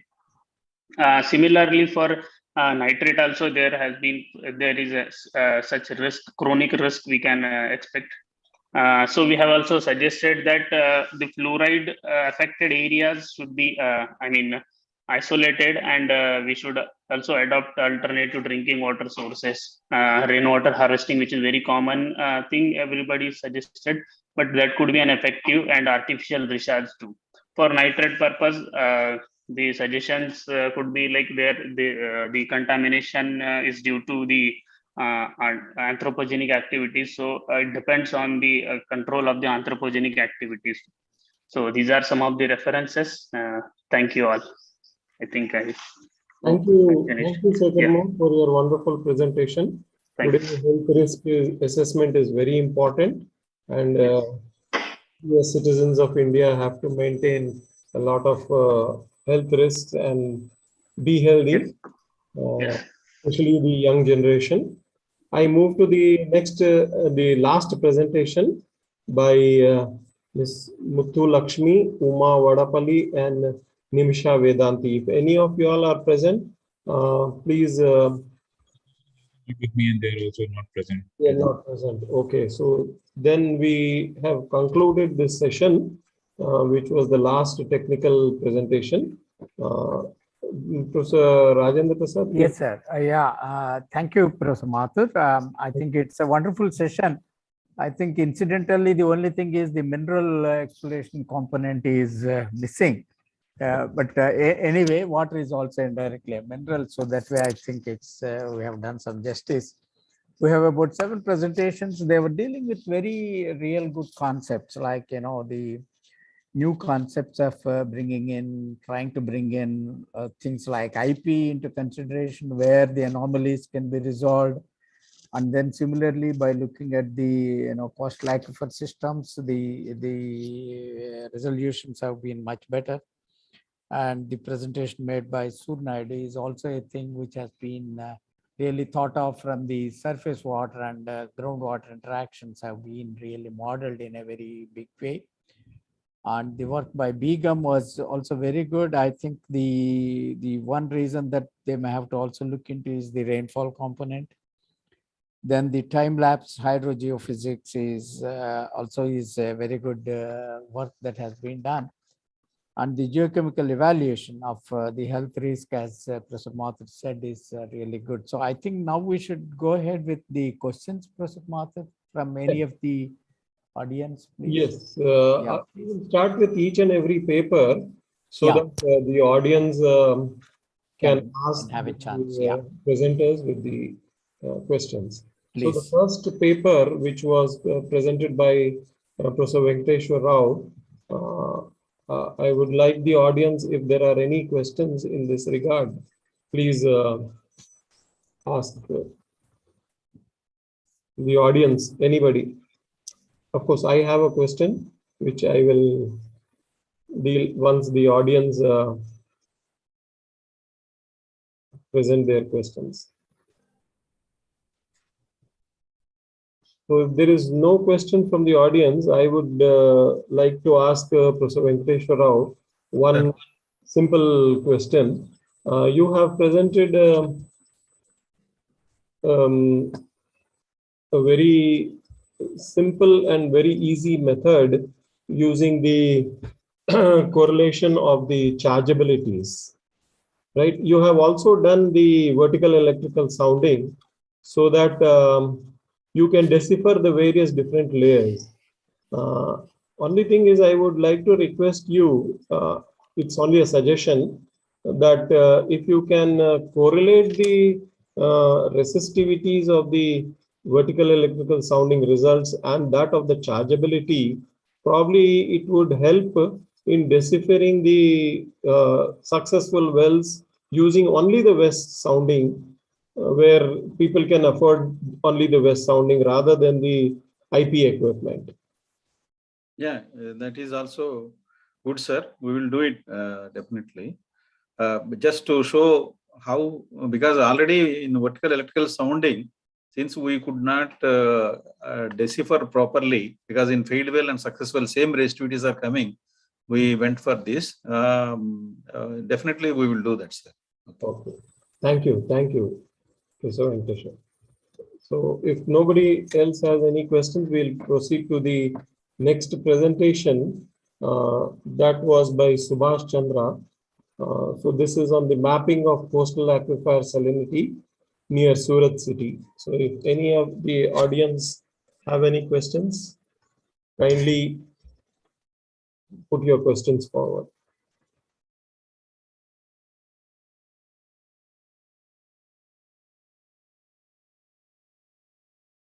So if there are no questions from the audience, I would like to ask Dr. Subhash Chandra one simple question here.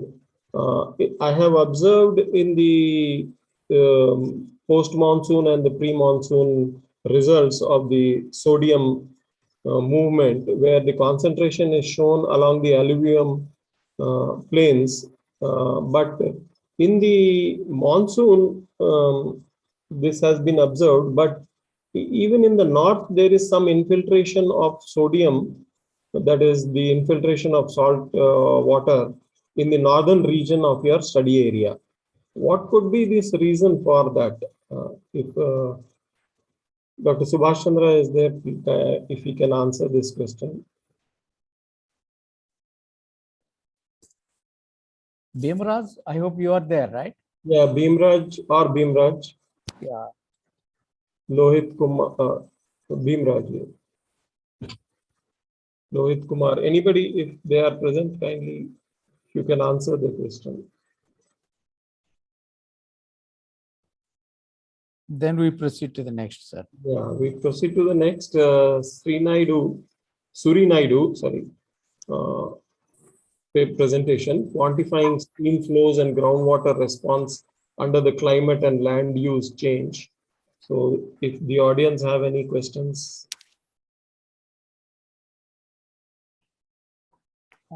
Professor Mathur, I think I have one small clarification for Surinaidu. Surinaidu, sir. It's one of the issues that figures out in recent times. One of the components which I think all of us really need to incorporate is the irrigation waters. See, Yes, the quantum of irrigation waters are coming from only two sources, either from the surface canal systems or from groundwater extraction, right? Yes, sir. Yes, sir. So you have been mentioning about something about, the groundwater extraction, over exploitation and all that. That part is fine. But the anomalies that you really observe between the relation between the surface and the groundwaters, and you are trying to link it with the land use, that is good. So the surface water supplemented, the irrigation water supplemented from groundwater also makes a big imbalance in your mod flow studies. So I think there should be a little more focus on how best can we resolve the components of surface waters that is getting into the aquifer system, which otherwise were also drawn from the groundwater. Because you see, otherwise, what we are really looking at is only the groundwater component.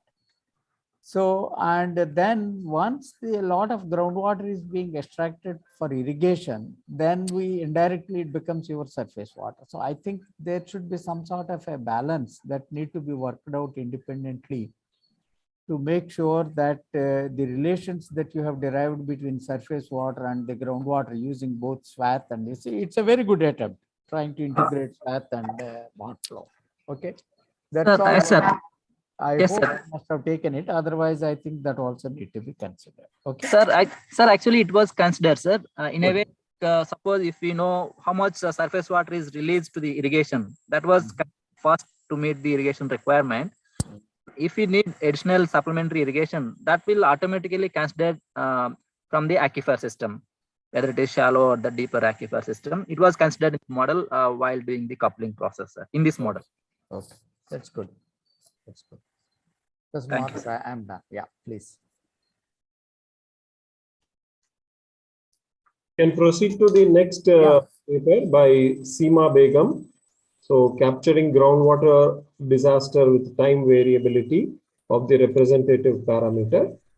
So if Seema Begum or Salma Ahmed, Tanvi Arora or Dr. Shakil Ahmed are present, can answer any questions of the audience. Audience, if you have. Seema Begum is there. Yeah. So if audience have any questions, please ask. Seema Begum is present.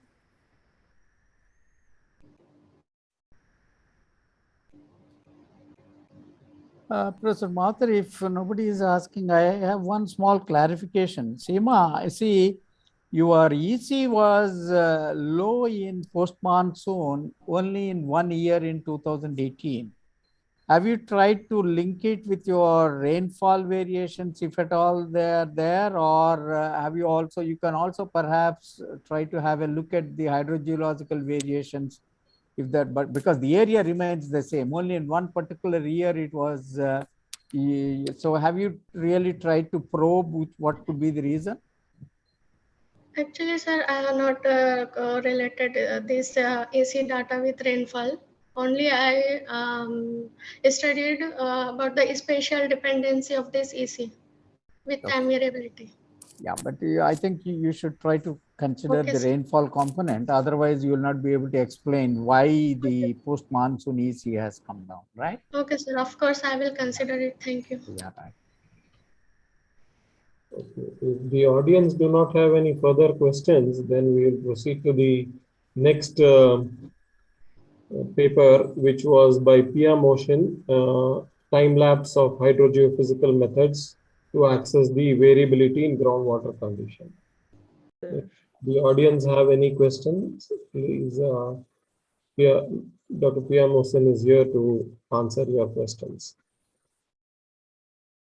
I think the audience need to interact a little bit so that you can gain more knowledge here, and then especially students, if they are present, they can take the knowledge forward for their own research work.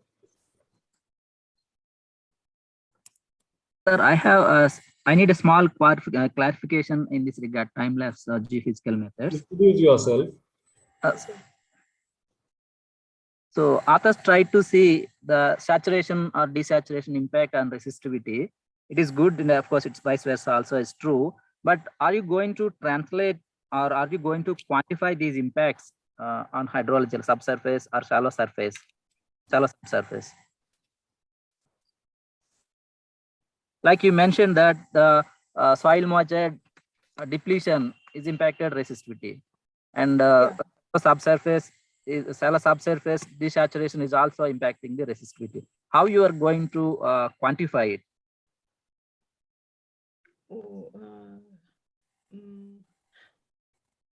I haven't thought of it yet because I started working on this data like some months back. So 1-2 months back. So yeah, I would like to quantify them so that we can get an idea of what's the vertical hydraulic conductance, or the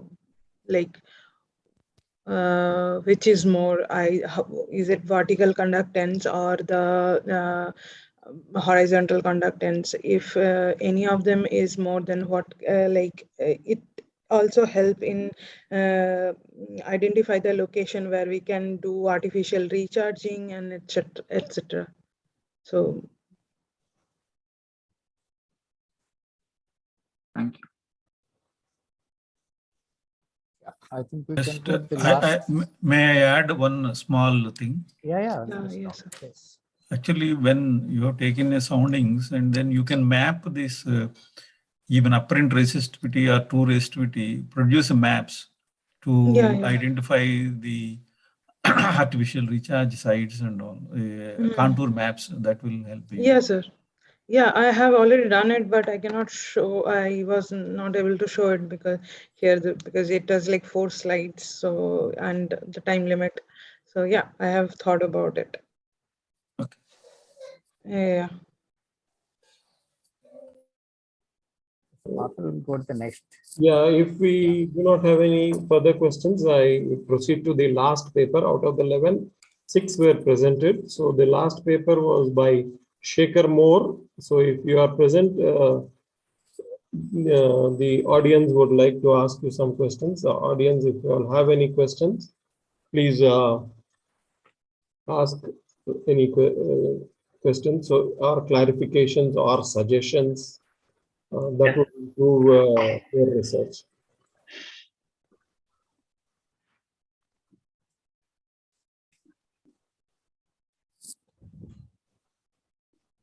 Sir, I have a small doubt here regarding PCA analysis for Sacker.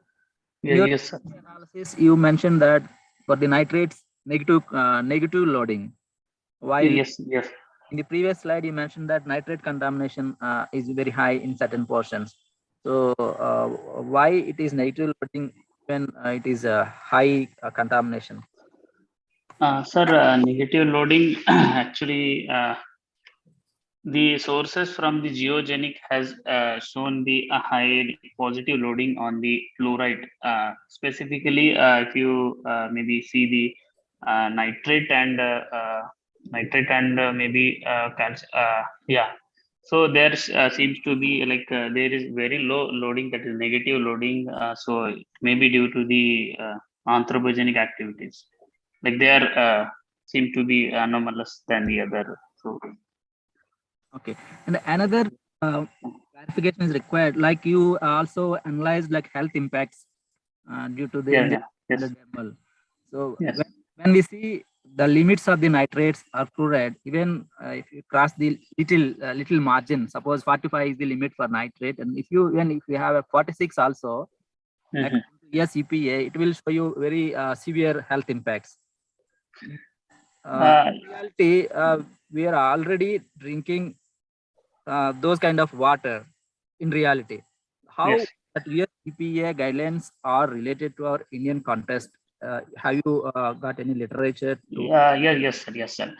The thing is, these are not the short-term things. If we are exposed to such water for longer durations, like I have taken here for 1 year, 365 days of exposure to such water. So this could be an effect on the specific age groups I have divided. So it's not just a short term. If we are exposed to it for a longer duration, then it could affect surely.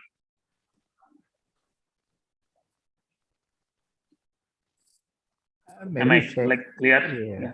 Shekhar, I think you see one basic concept that you have to really look into is maybe I really could not get what exactly you mean by positive loading and negative loading. Anyway, that is one component. But when once you say anthropogenic, obviously it's mostly the agriculture system that has been causing the nitrate increase. So nitrate is going to become a much bigger issue, but I think their migrational characteristics have to be need to be understood in a much more different way. During the post-monsoon, the numbers that you have given are almost 500 and odd as the maximum limits, maximum occurrences. So whether they are in the very shallow groundwaters or these are things I think which need to be very carefully be dealt. As Sunaidu said, it's once you have a small deviation in the numbers, the equations would speak in a different way. Yes. So I think you should try to take into consideration these variations, and then you should also deal with the anomalous values separately so that they don't have too much of impact on what the percentages which you are really talking. Otherwise, you'll be carried away by very big numbers, and then it will create unnecessary, different feelings in the system. That's, I think, one need to be very careful in trying to deal with these water quality parameters from that. Sure. Right? Okay. Yeah. Thank you. Thank you for your time. I think Professor Mathur, we are well within. I think we should request maybe Sunaidu to comprehend these 7-8 papers that we have done, just to give a gist of what has been presented. Yeah, before that, I would please, sir, like to thank you, sir, Professor B. Rajendra Prasad, for being the chair for this, and I really thank Srinaidu also for being the rapporteur, and I thank IGU for choosing me to be the co-chair along with you, sir. And thanks to the Northeastern Hill University for their real good hospitality, even though it is virtual. Really, I'm very happy. I imagine how it would be if we would be really present there. Yeah, it would have been a very great opportunity. Anyway, thank you everybody for cooperating and putting this section, technical session through successfully. Now, Sunaidu, I ask you to very quickly. You can. Let me thank IGU organizers for giving me this opportunity to help our chairs. It was session was very nicely organized by our chairs, and I think about 6 presentations we have on different aspects of water and water mapping and exploration and modeling. All are very informative. I hope it will be helpful to the wider audience on water and water quality management and water quality water security. I thank all the chairs also for giving the opportunity. So thank you very much, sir. I think Professor Mathur and then Sunnaid has done a wonderful job, and it was really excellent. And I think IGU really adopted a beautiful new techniques this time. I think the way they have really organized and structured the programs, everybody was given a very good opportunity with significantly enough time. And then the new model that they have adopted for the poster presentations was also really fantastic. And Professor Walia has been all through without leaving even a single minute. And then I think Professor Mathur is right. He has been extending a lot of hospitality by his own presence and a very cheerful place all the time. And I think it's a wonderful opportunity for every one of us. And as a whole, I think the seminar went on extremely well. It has a lot of innovativeness this time and a new technology. But I think technology did not fail many times. This is a very interesting observation. Usually, there's always, we hear the word, there is a technical itch. This word keeps on getting repeated at least once in every 2 presentations.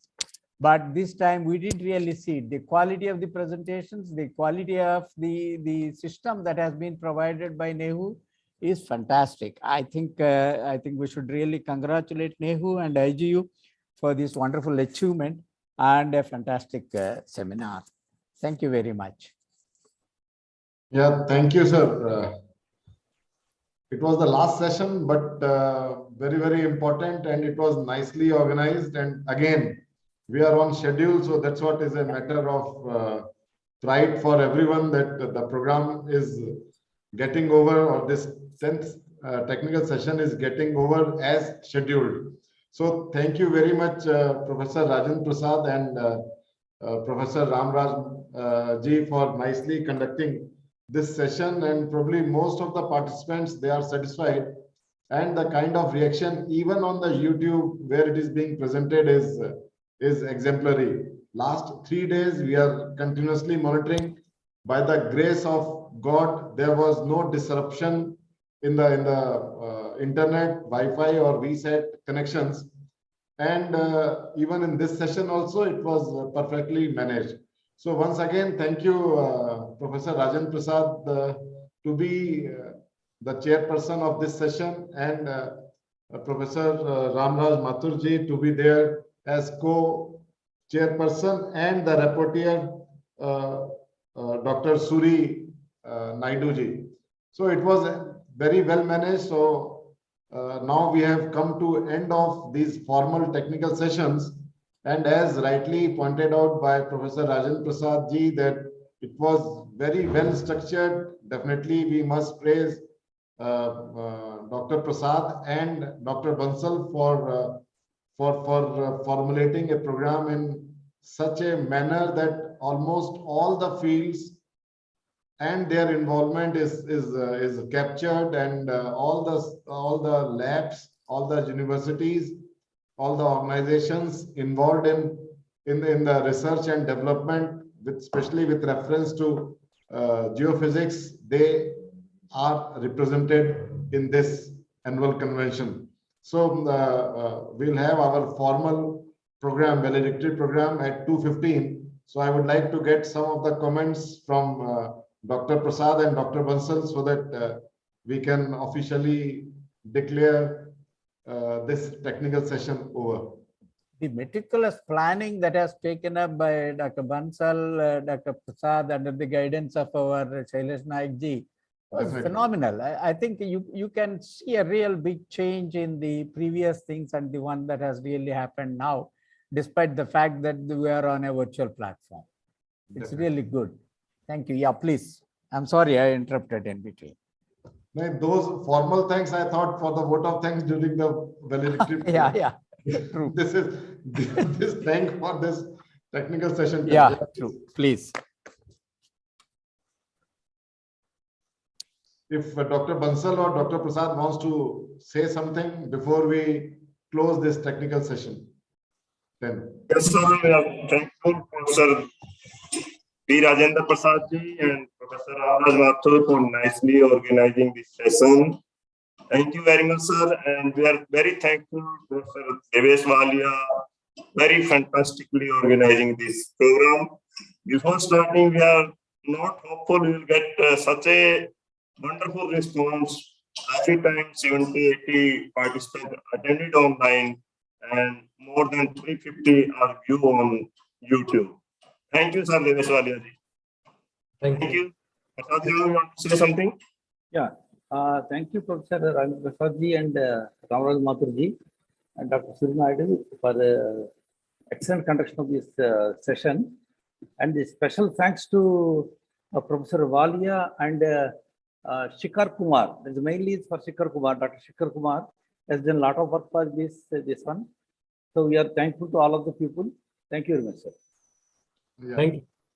Thank you. So, yeah, so dear participants, the link will still remain on and we will be here at 2:05 and we'll start the program at 2:15. So there is a lunch break.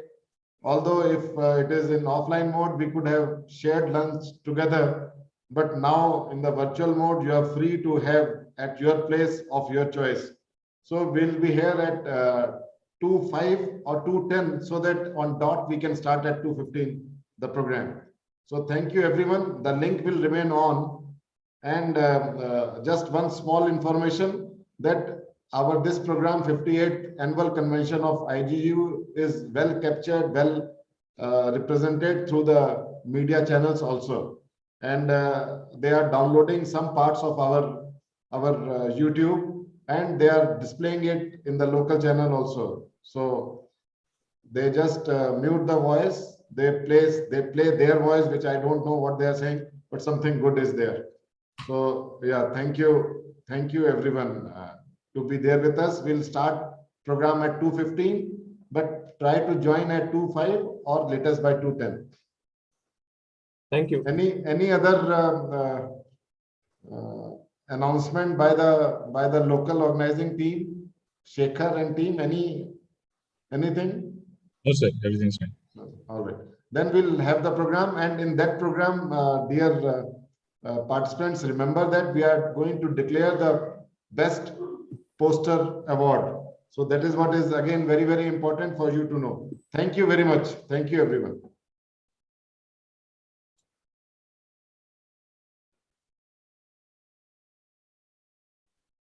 Okay, sir. See you.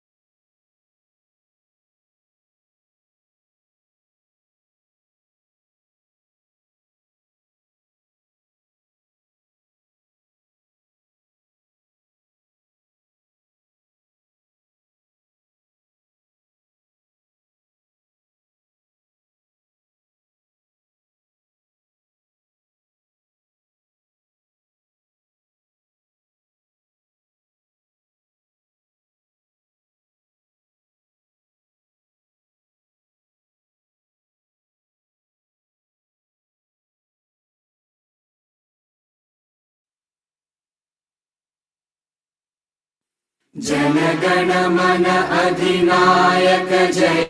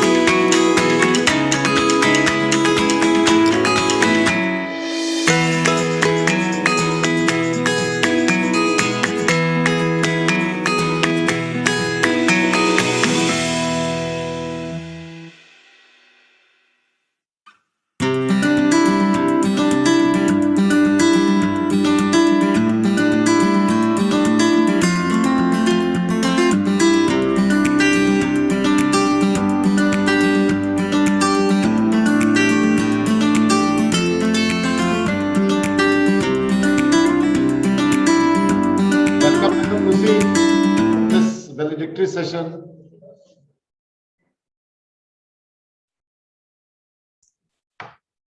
Yes, good afternoon. Good afternoon. Come see who all are here. Good afternoon, madam. Yes, good afternoon. Yes, yes. Come, whole team, whole organizing committee team is here. Professor Vipun, Professor Paul, और तो नीचे आगे से देखेंगे. Okay. Yes. And Professor Vipun also. Hi. Okay. So is that a special welcome for them? Yeah. We are also welcoming you. Okay, ठीक है. Dean, as a dean. Oh, gone. Okay. Madam Dean. Okay. We are there very soon. People will be joining. Okay. Because our session was over at 1 o'clock. All right. This will be starting at 2:15 sharp. Okay, ठीक है. He is Dr. Abhay Ram Bansal. He is the senior principal scientist at NGRI. Welcome, sir. Yeah, welcome. The secretary of the Indian Geophysical Union. Okay. Hyderabad. Yes. Welcome, sir. Hello, sir. Bansal sir, welcome. Thank you, sir. Thank you.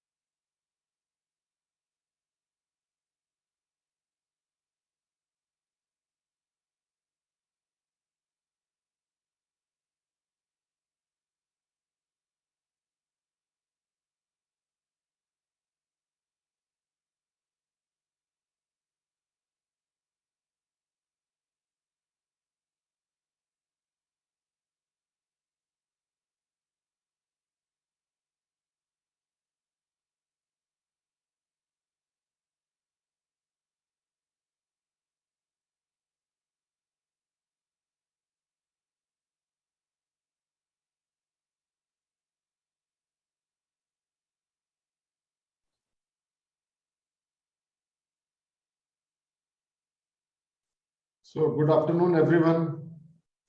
We'll be starting program very shortly. We are waiting for the President, Indian Geophysical Union to join. The moment he joins, we'll be starting the program. Good afternoon, David. Good afternoon, Tiwari sir. So it went very well. So I could see in most of the sessions, at least more than 60, 70 people had been participating. So it is one of the most successful, I can say, meetings. Yeah, altogether at very different times, many people, and even on the YouTube also, many people have joined the program. And once anything is telecasted live on the YouTube, it remains there forever. So that's what is again another important thing, sir. I could listen to of the talks because of the meetings I could not, and that I could go to YouTube and listen. So that was very, very nice. Only thing that I hope that all the presenters do not have any objection of putting it.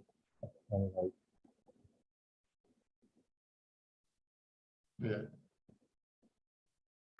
And in all the 10 technical sessions, many presentations they were there, and all the chairpersons and co-chairpersons along with rapporteurs, they have managed well, and they'll be submitting the report also.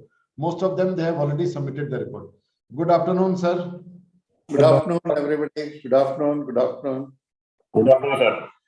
Good afternoon. Good afternoon, Virendra. Bye-bye.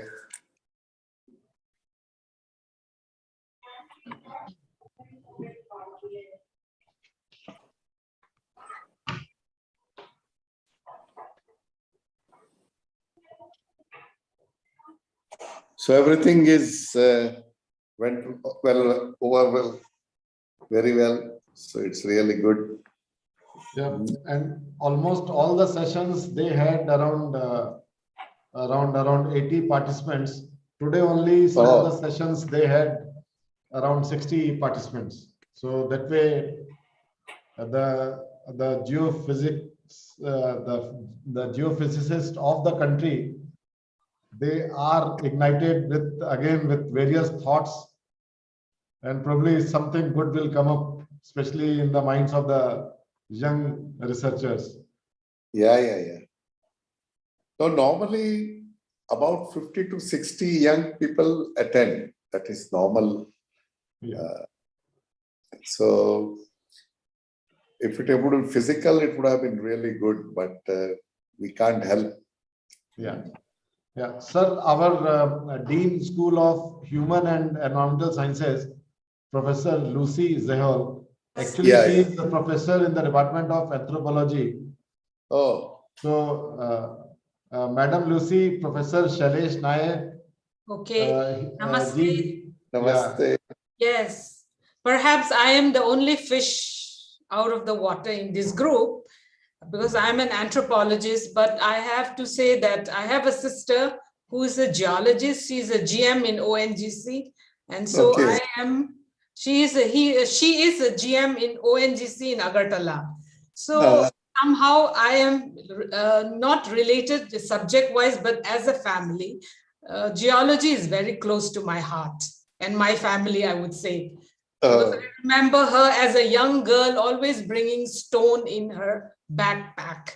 And my aunt would be very worried that why this young lady is carrying only stone and not jewelries. So I think that's the kind of history I have. So I'm really happy to be in the midst of all the eminent scholars around.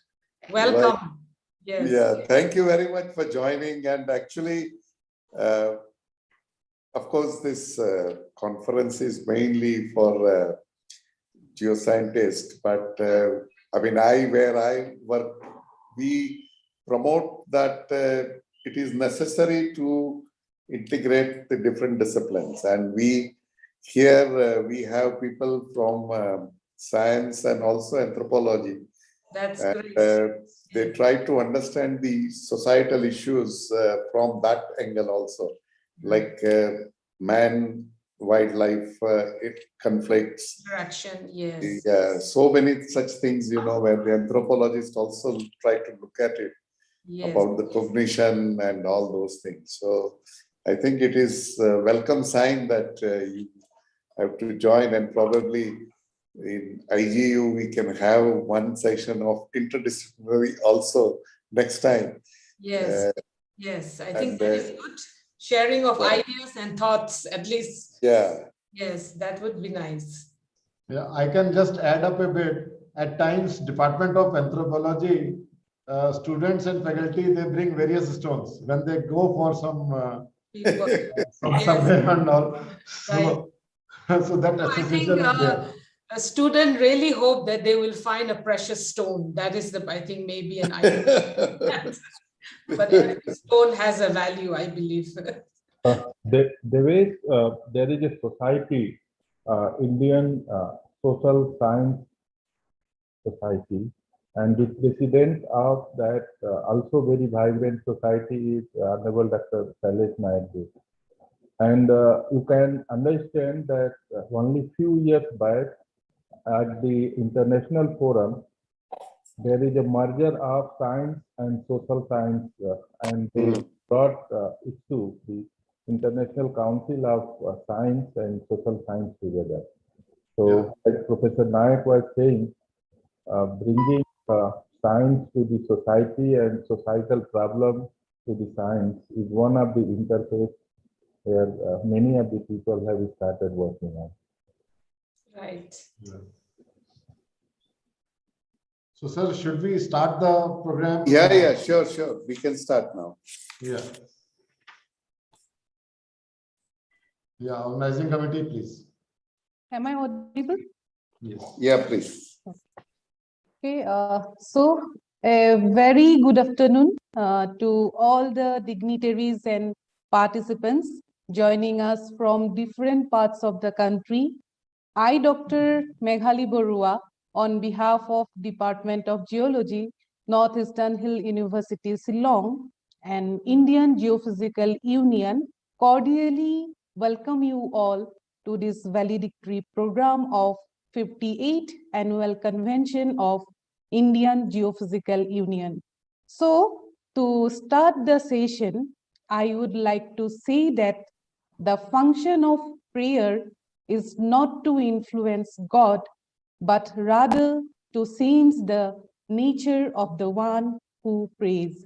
So now I will play the Saraswati Bandana to initiate the program.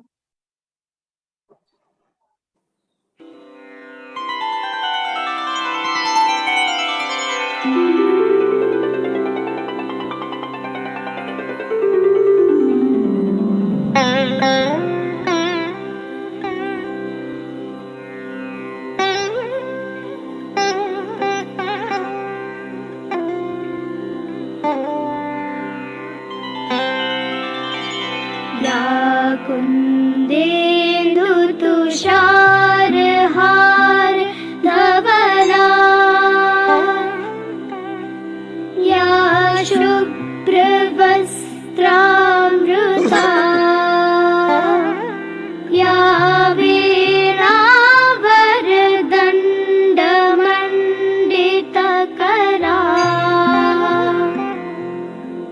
या श्वेतपद्मासना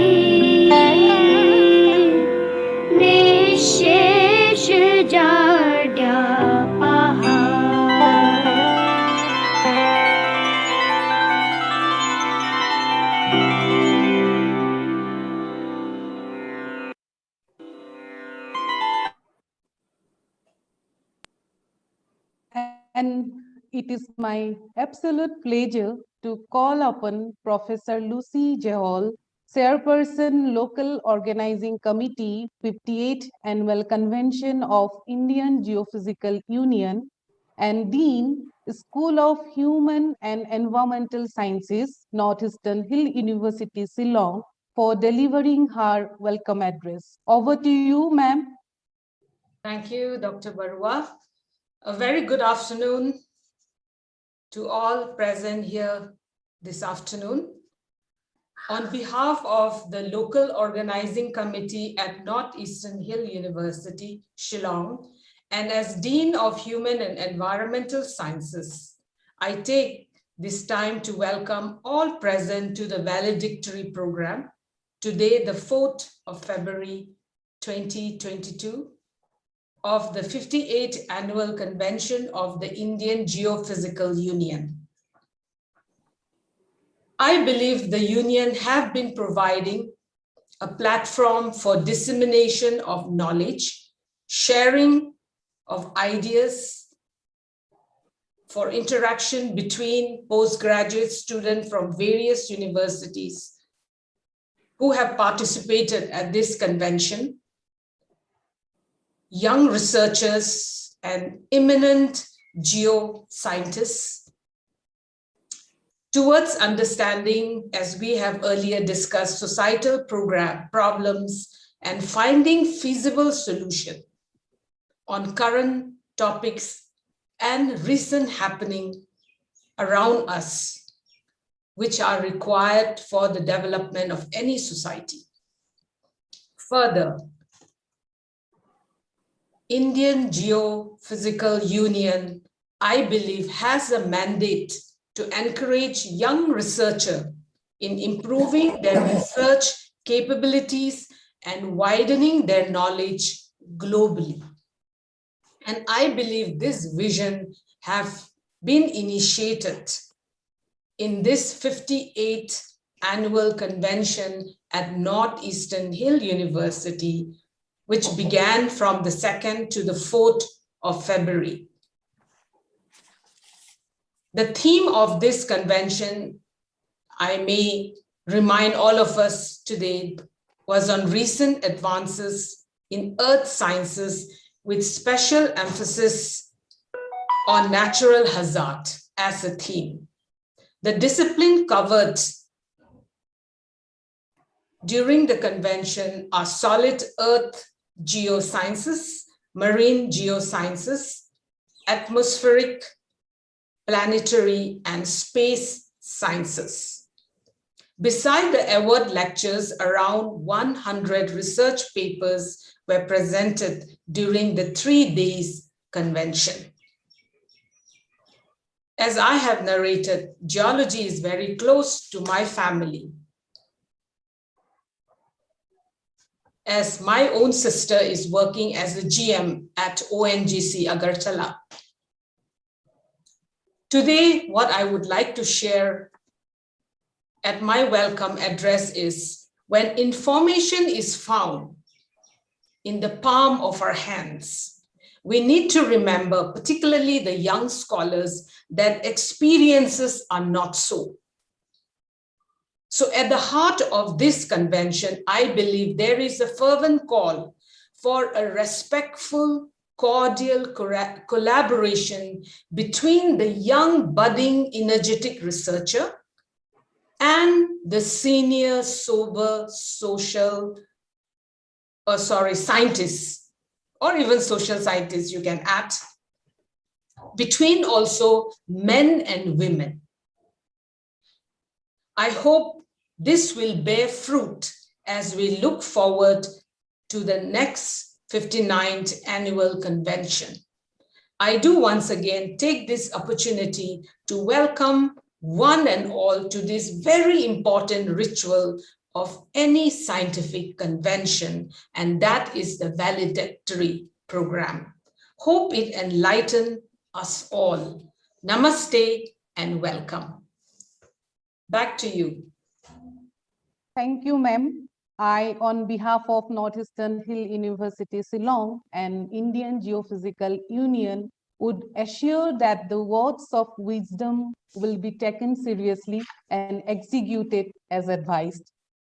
So, moving ahead, now I would like to request Dr. Abhayram Bansal, Honorary Secretary, 58th Annual Convention of Indian Geophysical Union, to give a report on this 3-day virtual 58th Annual Convention of Indian Geophysical Union. Over to you, sir.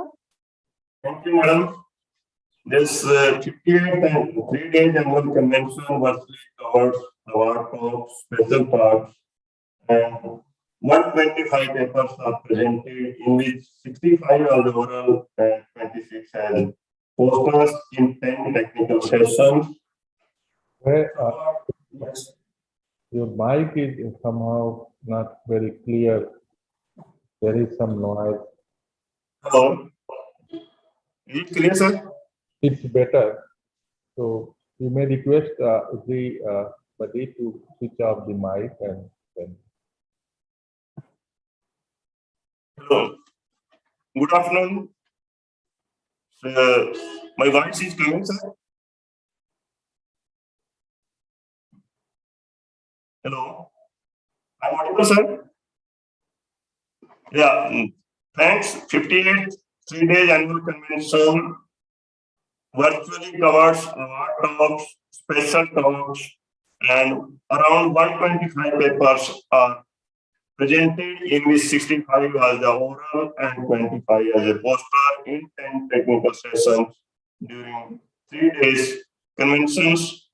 More than 80 participants attended each session, and there was more than 325 views on YouTube. There are, if you add all, there are more than 400 participants attended this virtual online annual conventions.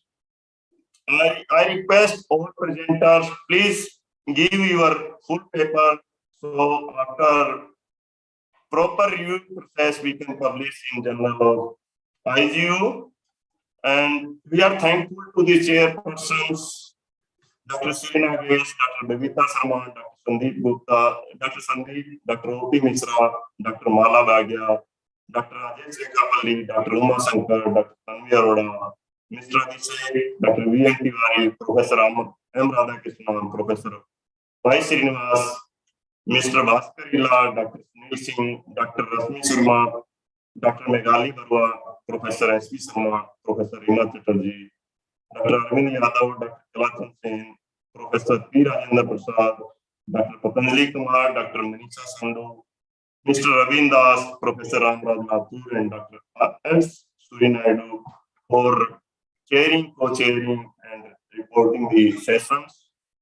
We place on record our thanks to the local organizing committee, Professor Parva Shankar Shukla, Vice Chancellor NEHU Chairperson, Professor Lucy J. Hall, Co-Chairperson, Professor B.S. Mipun, Co-Chairperson, Professor Devesh Walia, Head Department of Geology, NEHU, Convener and Scientific Member, Professor S.K. Day, Professor D. Paul, Professor H.J. Simlia, Dr.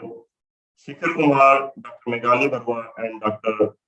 Lalu for their committed involvement and help in organizing the 58th annual conventions.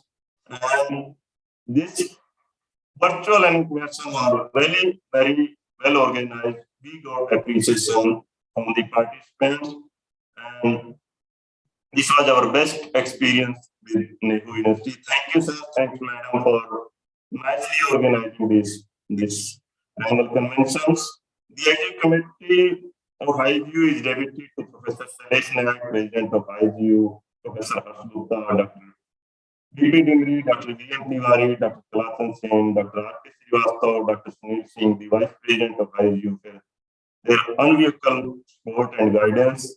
IGU is indebted to the all fellows and members who supported this IGU throughout the year and for their guidance.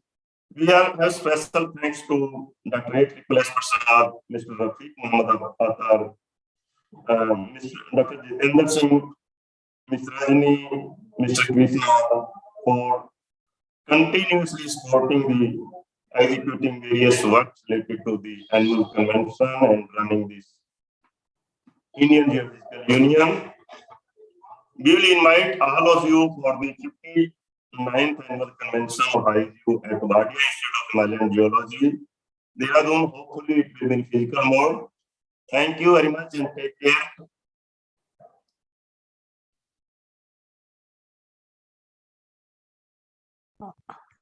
Thank you, sir. So now moving ahead, I would like to say that a pessimist complains about the wind, an optimist tries to change it, and a leader adjusts the sails. The sails for this particular notion were adjusted by a person who is not only a great motivation to all of us, but a visionary and a person who gave us the belief to bring together this event. He is none other than Professor Sailesh Nayak, President, Indian Geophysical Union and Director, National Institute of Advanced Studies, Bengaluru. So I would like to request Professor Sailesh Nayak to give closing remarks of this 3D virtual 58th annual convention of Indian Geophysical Union. Over to you, sir. Thank you very much, Meghali and Professor Lucy J. Hall, Professor Devesh Walia, Dr. Tiwari, Dr. Bansal, and all participants. I'm extremely happy that in spite of the difficulties we had, this 50th convention has gone very well, as we have seen that the large number of papers were presented and discussed. And I'm sure that a lot of new knowledge has been generated, and I'm sure that will help further to the progress of our country. My special thanks to Professor Lucy and Professor Devesh for taking time off of their very, very busy schedule and taken this responsibility to organize this event. We very much wanted this to be done physically, but somehow it has not happened. But we have promised Professor Devesh that we will have probably next year or so one convention of IGU in Northeast, specifically to look at some of the issues which are concerned with the Northeast and in general for the country as a whole. The important thing about this platform, and very well articulated by Professor Lucy, is to provide a platform to the young researchers where they can come in contact with the experienced people, experienced scientists, and also interact with them for their further work. And I think as far as this objective is concerned, IGU has been quite very well successful. And I'm sure that in future also, we will continue to provide this kind of a platform to the young researchers. I would also like to thank my colleague, Dr. Tiwari, Dr. Bansal, Dr. Kalachan, Dr. Prasad, and many others who have been providing the support to not only to the convention, but also to the society and many other things. And I'm sure that their support will continue to be provided to the furtherance of the objectives of the IGU. With this few remarks, I would like to say to all participants that we are extremely grateful for your participation, your presentation on the various subjects, and I'm sure that you will continue to participate in the IGU convention. This year, we will be again meeting, hopefully physically in Dehradun, where the Congress, the Triennial Congress, FIGA, where IGU is also member, will be held along with the FIGA Congress. And I invite you, all of you, to Dehradun for the 59th convention of IGU, as well as the 3rd FIGA Congress, and hope to see you there. Thank you very much for all your help and support. Thank you. Thank you, sir, for your admiring speech and influential message. And I am sure that the knowledge disseminated through this program will go a long way. So now it's time for the announcement on ONGC IGU Best Poster Award by Dr. Abhayram Bansal, Honorary Secretary, 58th Annual Convention of Indian Geophysical Union. Over to you, sir. Sir, you are not audible. Hello. Yes, madam, I'm audible. Yes, sir. So every year, Indian Geophysical Union gives Best Poster Presentation Award to the young researchers. It was not very easy to decide the best 3 because there were very well presentation. There were around 26 presentations. So the judges have decided 3 best posters. First goes to PR Daitha Riyang. Title is Seismic Hazard Analysis using Deterministic Approach for Arunachal Pradesh. They are from IIT ISM Dhanbad. The second award goes to Al Manjula and Archana RK. The title of their poster was Geomagnetic Variation from Geomagnetic and Conjugate Sites from the Indian Sector from CSR and JRA Hyderabad. Third award goes to Avilas KS and Ajay Kumar P.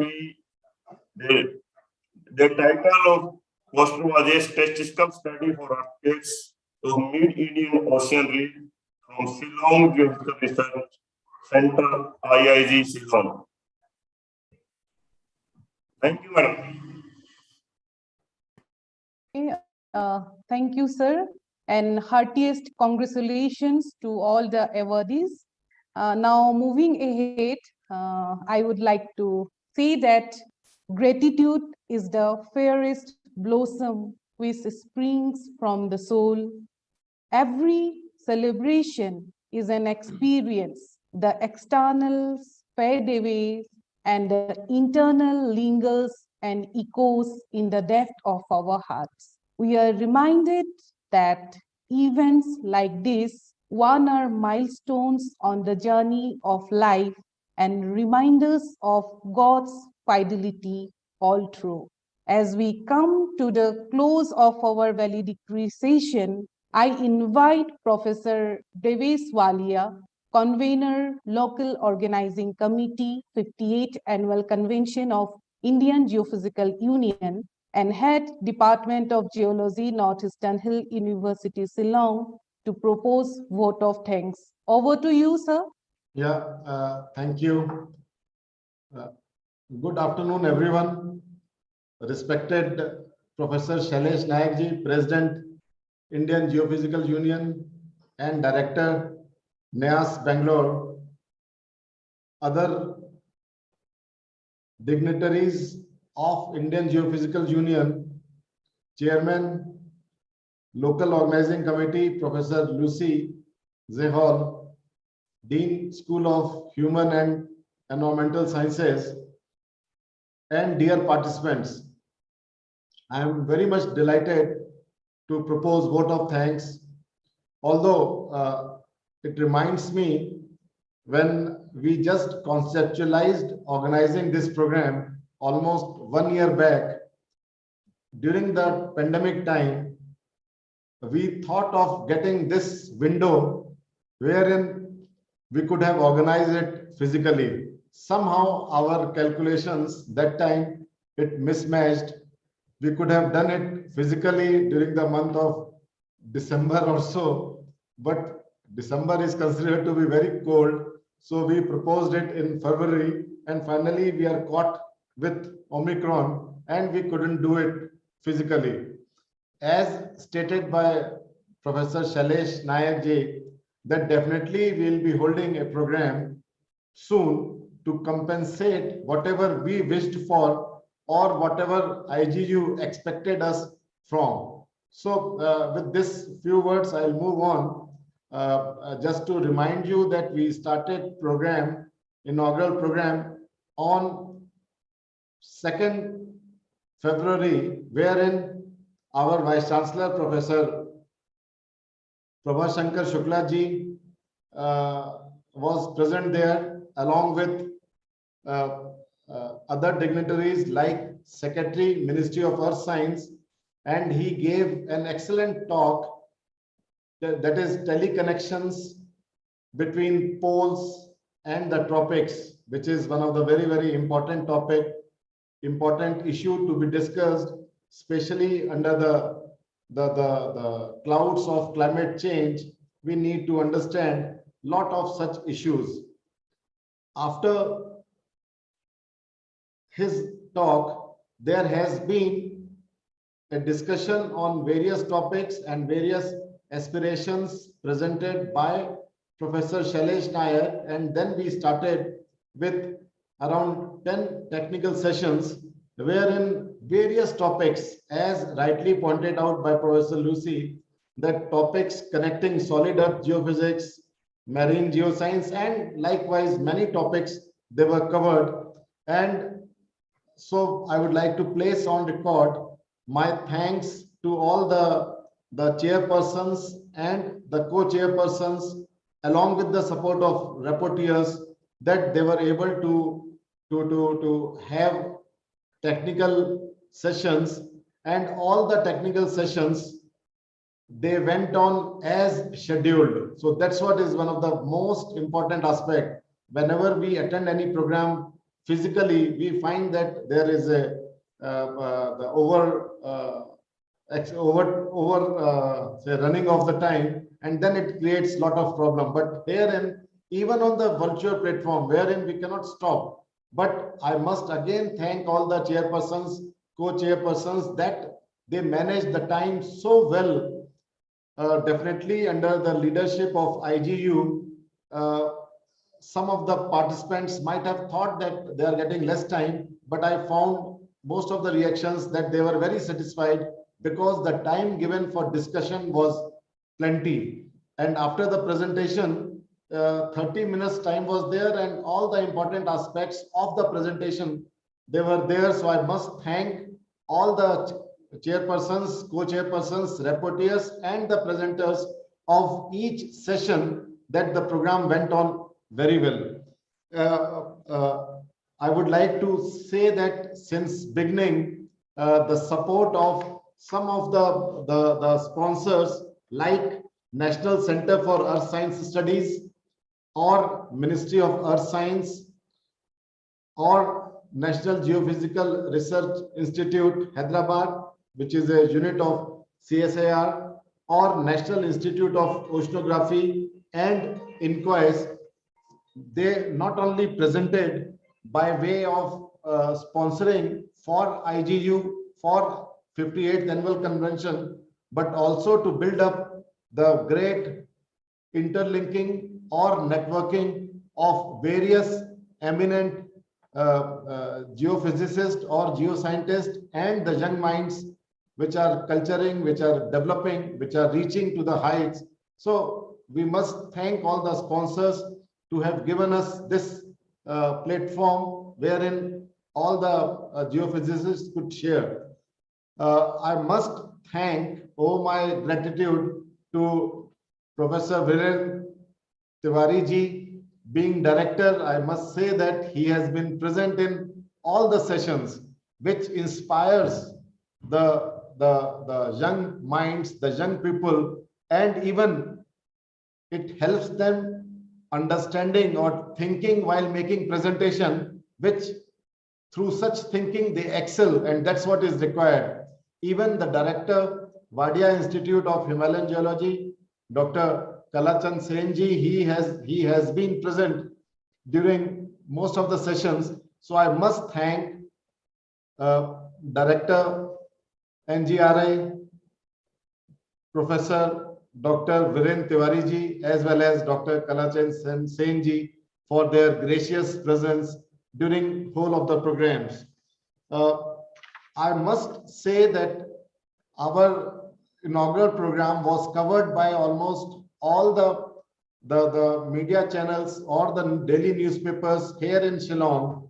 And that is what is also of importance, because many people, they are aware of, if not the activities of IGU, at least about IGU. And such platforms, they further help in developing the thoughts, the motives, and the objective of the Indian Geophysical Union. So we must thank the media personals to cover and to publish the report on the activity of IGU. I must say, I'm just a face, or Madam Lucy is just the face, but behind us there has been a team working overnight, whether at Hyderabad or here at Shillong. You are there at Hyderabad, you may not understand the weather, how much difficulties this. Today also, right now it is raining outside. So you can understand that it is so cold. And in the room, 2 hot air blowers are there with so much warm clothes. So this is what is the condition here. Where in Hyderabad and Bangalore, sir, you may not feel that atrocity of the weather. So under this condition, remaining here after 5:30 and working, conceptualizing to build the things is of importance. So I would like to request Dr. Shikhar, if you are there, you just switch on your video, because you have been thanked by many chairpersons also. So at least we should see the person who is managing the team, his face. So if you are there, just switch on and for a minute, for a second at least, so that we are able to see. Other than him, there are many people are there, but I'll not say. Professor Mipun, Professor Day, Sunil Kumar Day, Professor Siamli, Professor Paul, all are the member of the organizing committee, and as and when the time gave permission, they came and they just overview the activities, how they are going on. Although they are not directly related to geophysics or geology, but still their interest showed that Northeastern University is very proactive, is really proactive to welcome all such activities and to develop geoscience or geophysics in this part of India. Towards the end, just to tell all the participants that certificates are ready. We are going to our president, Professor Shailesh Nayak ji. He is going to click the button, and with that, all of you will start getting the certificate now on. If anybody doesn't get the certificate within 1 hour, can send the email to us reminding if you have filled in the feedback form. If you have not filled in the feedback form or not made presentation, don't expect certificate from us. But if both the things you have done within 1 hour, you will get the certificate, so that means nothing is due.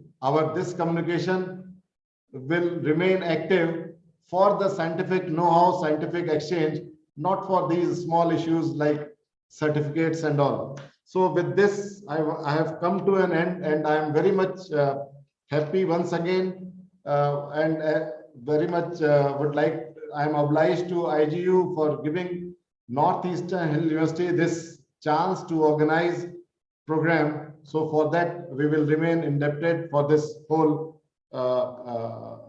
gamut of activities, wherein many, wherein galaxy of scientists, geophysicists, they were present. So with this, we have come to an end of the program. But before ending, or before moving to national anthem, the real end of the program, if any of our guests, like although member of IGU, like Dr. Tiwari, Director NGRI, or anybody wants to, or any participants wants to say, give 1 or 2 comments, he is most welcome. Otherwise, we will play national anthems. Is there anyone who wants to say something?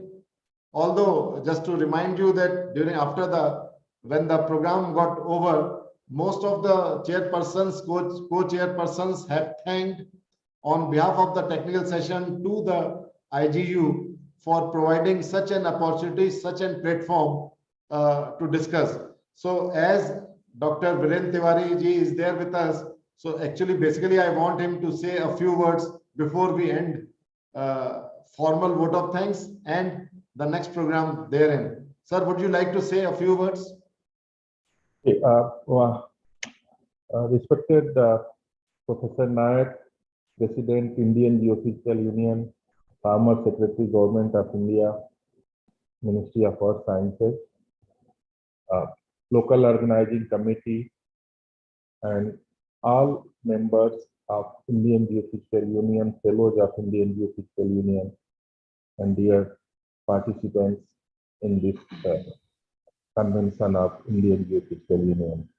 I would not take a long time to narrate what has happened, but I would like to wish that the way in this pandemic time we all came together and discussed and brought science in forefront for the application of science as mentioned by the President for the benefit of the Northeast region in particular and country as a whole, and parallelly utilizing the scientific knowledge base for other societal applications that includes the hazard as well as the resources of the Mother Earth. So I wish to thank LOC, our Honorable President of Indian Geophysical Union, for his continued support, and also all the people, those who could join us today and last 2 days, which had been really very rewarding to listen, particularly the young researchers. Thank you very much. It's over to you, Professor Walia. Thank you, sir. Thank you very much. And such inspiration, such programs keeps on this channel of communication on.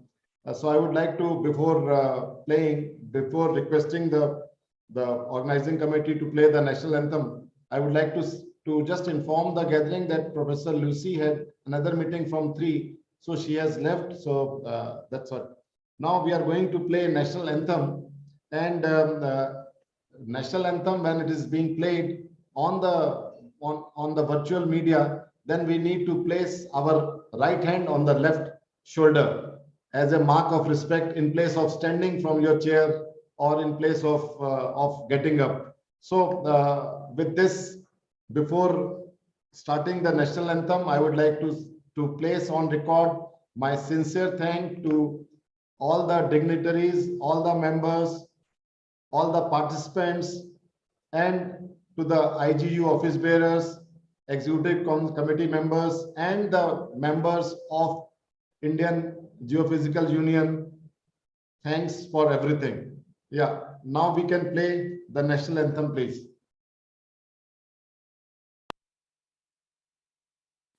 जनगण मन अधिनायक जय हे भारत भाग्य विधाता पंजाब सिंध गुजरात मराठा द्राविड उत्कल बंगा विंध्य हिमाचल यमुना गंगा उच्चल जलधि तरंगा तव शुभ नामे जागे तव शुभ आशीष मांगे गाहे तव जय गाथा जन गण मंगलदायक जय हे भारत भाग्य विधाता जय हे जय हे जय हे जय जय जय जय हे.